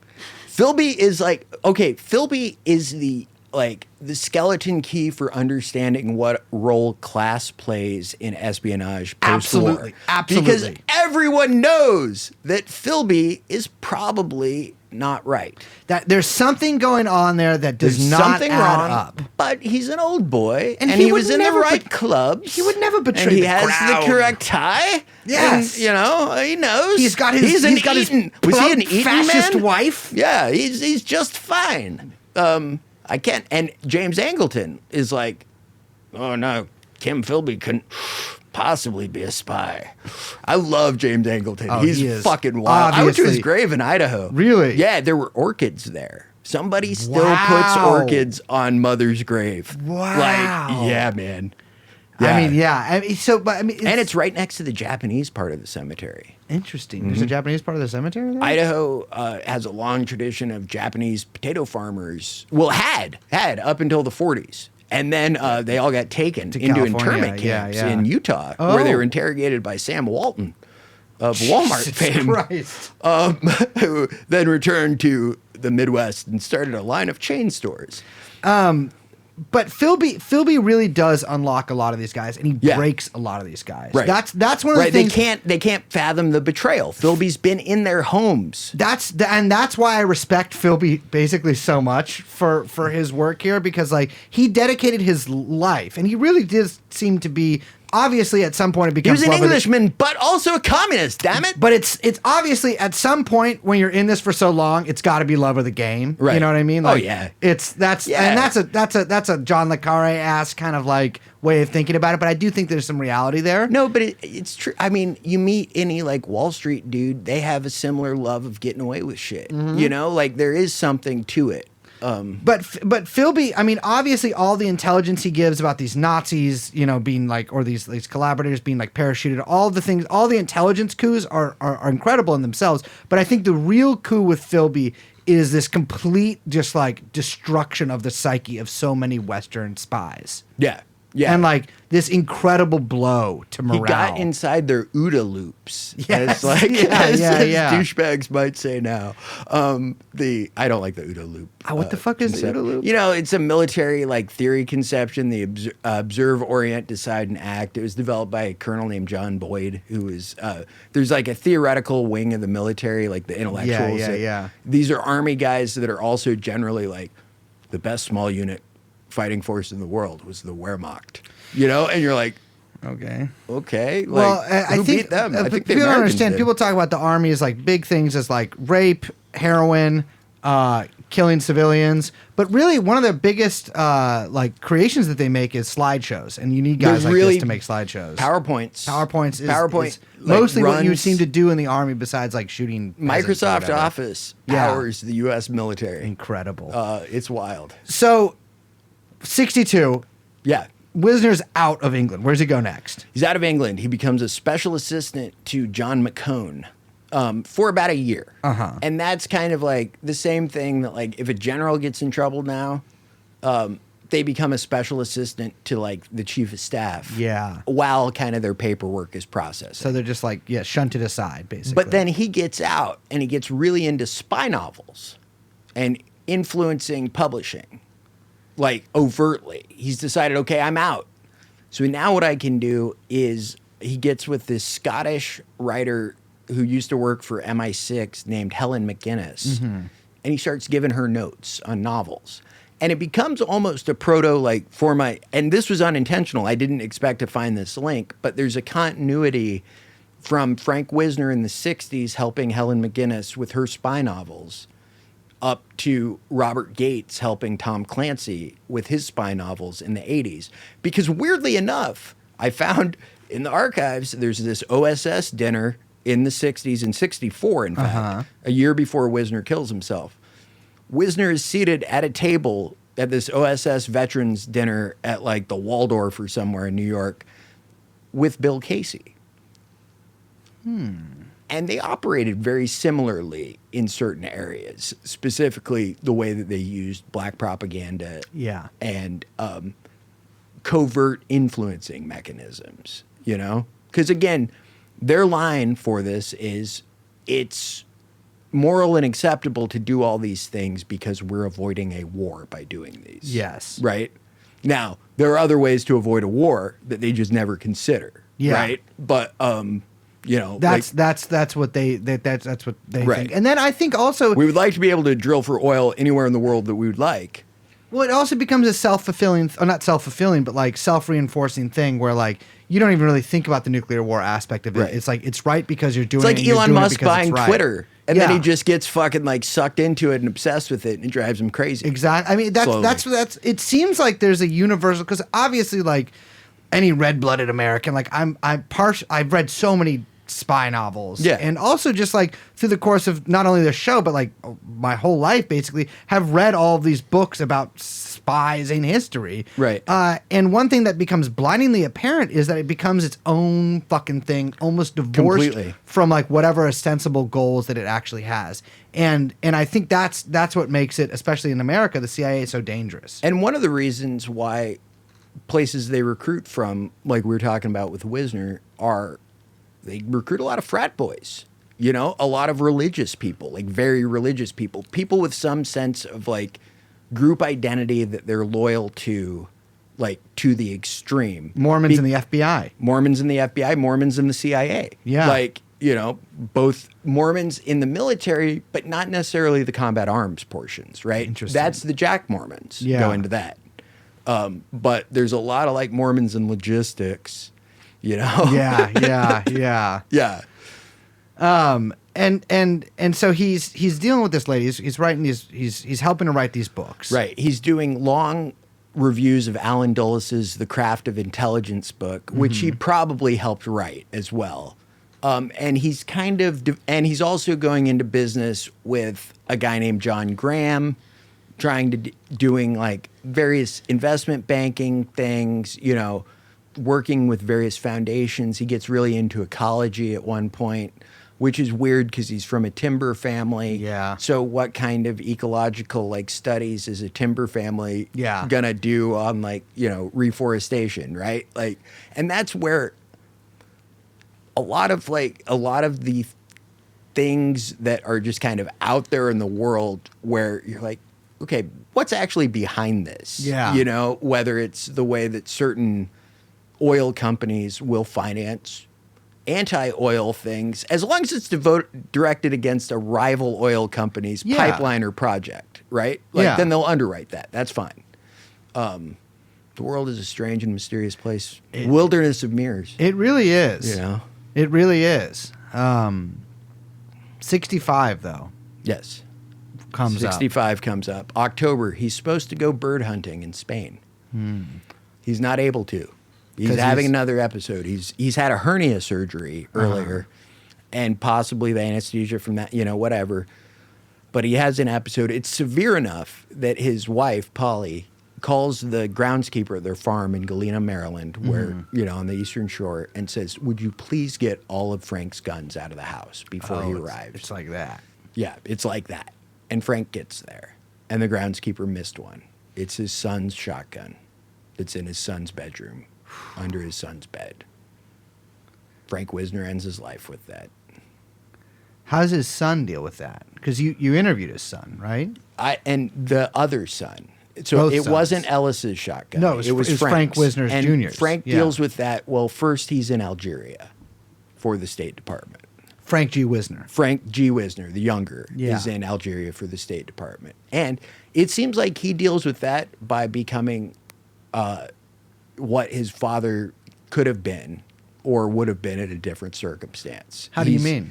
He's a globe-trotting diplomat of influence who is also like very stable, right? Yeah. Like he winds up marrying, he's Nicolas Sarkozy's stepfather. He is. He is. Yeah. Which is wild. Like he marries a French aristocrat. He's posted in kind of like every hotspot, but becomes like the consigliere there. He eventually is the ambassador to India. He then takes a high-ranking job with advisory job with both Enron and AIG. Okay.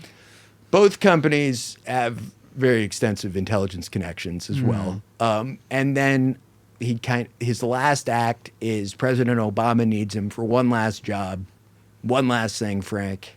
And he sends Frank Wisner to Cairo Yeah. to tell Morsi to step down during the Arab Spring and bring his old friend Hosni Mubarak back in. And Wisner speaks Arabic. And now he's in retirement somewhere in the Hamptons, I believe. Really? So not well, actually like 5 hours from here. Yeah, a lot. Like I went out to Sag Harbor like a couple of months ago. Yeah, it does. It takes forever to get there. I've been one town in. Oh, okay. I've never really been that far up onto Long Island. Well, you should ask Justin Timberlake about Sag Harbor. Like it's because fun. because he's doing that little sniz up there driving around. He had troubles that I sympathize with. He's him not on. looking good. I know that you've done in the army. They They don't kick you out of the army for drunk driving. Well, not during that time. Like Okay. now they would have. And also, Fair I enough. had the blessing of super nepotism because I was the lowest ranking guy in a headquarters, and everyone liked me because I had a combat infantry badge and had been over in the war. And like General Dempsey was my boss. He was downstairs, or my boss's boss. He was downstairs. He wound up writing me a very nice letter of recommendation. While General Valcourt, who I also like very much, he had to write me a letter of reprimand for my.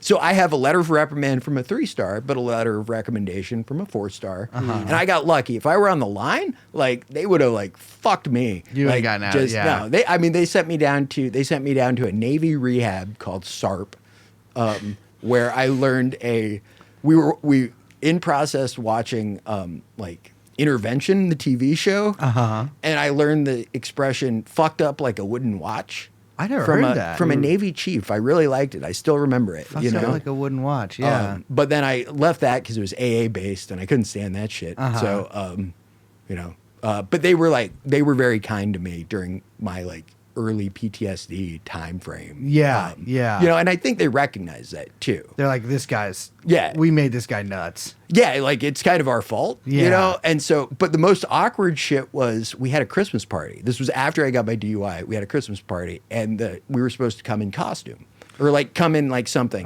So I make this T-shirt that has like General Dempsey up top, and it's a little involved because Dempsey's hat is yellow, Valcourt's hat is red, and Bruner's hat is blue. Those represent the artillery, armor, and infantry branches. It's also the training and doctrine command colors, right? So it's a clever T-shirt, and I win the contest. And the prize for the contest is a bottle of red wine. And so they're like, Sergeant Farwell, here's your bottle of red wine. We didn't think this through. Don't drink and drive. So that was I was coddled towards the end in ways that others perhaps were not. Now I'm just asking random military questions. Yeah. We gotta wrap up in a second, but what's the worst rank in the military? Corporal. Why? Because you have Hitler. Well, yes, because your contemporaries include Hitler, and also because you're the lowest like non-commissioned officer possible, and you get no respect from the other E4s who are specialists wearing what they call the sham shield. Is that the E4 Mafia? The E4 Mafia. I was told about this. Buddy. Yeah, and it's like you go from being in the E4 Mafia to being like, who's that guy that testified against him in Congress? Vindman. They all hate. Yeah. Wait, against who? Against the mafia. Oh, against the mafia. Joe Valachi. You become like as soon as you like. I think you're talking about fucking Trump. Oh no, I mean Vindman? That's a different mafia. Like oh yeah, Vindman's running. His brother's running for Congress. Sick of Vindman. I was sick of Vindman for the second he came out. National Security Council heroes like Oliver North. What's the craziest rumor you heard while in the Army? Craziest rumor I heard while in the Army. It would probably be that General Petraeus really got fired because he was jacking off with teenagers on chat roulette while he was the COM-ISAF commander, and Greg Vogel, the chief of station in Kabul, had recorded it and flipped General Petraeus to become his agent. And when General Petraeus was put in as director of Central Intelligence, the Near East Division was actually running him as their agent. And they were very upset when he took his laptop to Best Buy, which had child sexual abuse material on it. And the Geek Squad took it off and took it over to the FBI. And the Mormons in Office of Security had to report that to the president. And they had to pretend that Paula Broadwell and him had a non-consensual affair that his wife didn't know about. That would be the craziest rumor. I don't know if it's true. That is, Matt, an incredible rumor. And that is, ladies and gentlemen, why you listen to this motherfucking show. I can't say if it's true. He's at KKR now. What's that? It's a big like company. Yeah. Yeah, surely not using any of his operational knowledge for oil future purposes. Definitely not. No. Where can listeners find you? I am on the Hunt for Tom Clancy Substack. On Twitter, I am Hunt Clancy. Or you can look for my articles in County Highway. I had an article in Harper's, and I pop up in various publications that you may read and enjoy. And do you have any advice for these motherfuckers out there? Stay frosty, head on a swivel, sleep with one eye open. They're after you. Fair enough. Ladies and gentlemen, that was Matt Farwell from the Hunt for Tom Clancy. My name, as you well know, is Brace Belden. We are, of course, joined by producer Dan Chomsky. Moment of silence for Liz. Jeffrey Epstein. And we'll see you next time.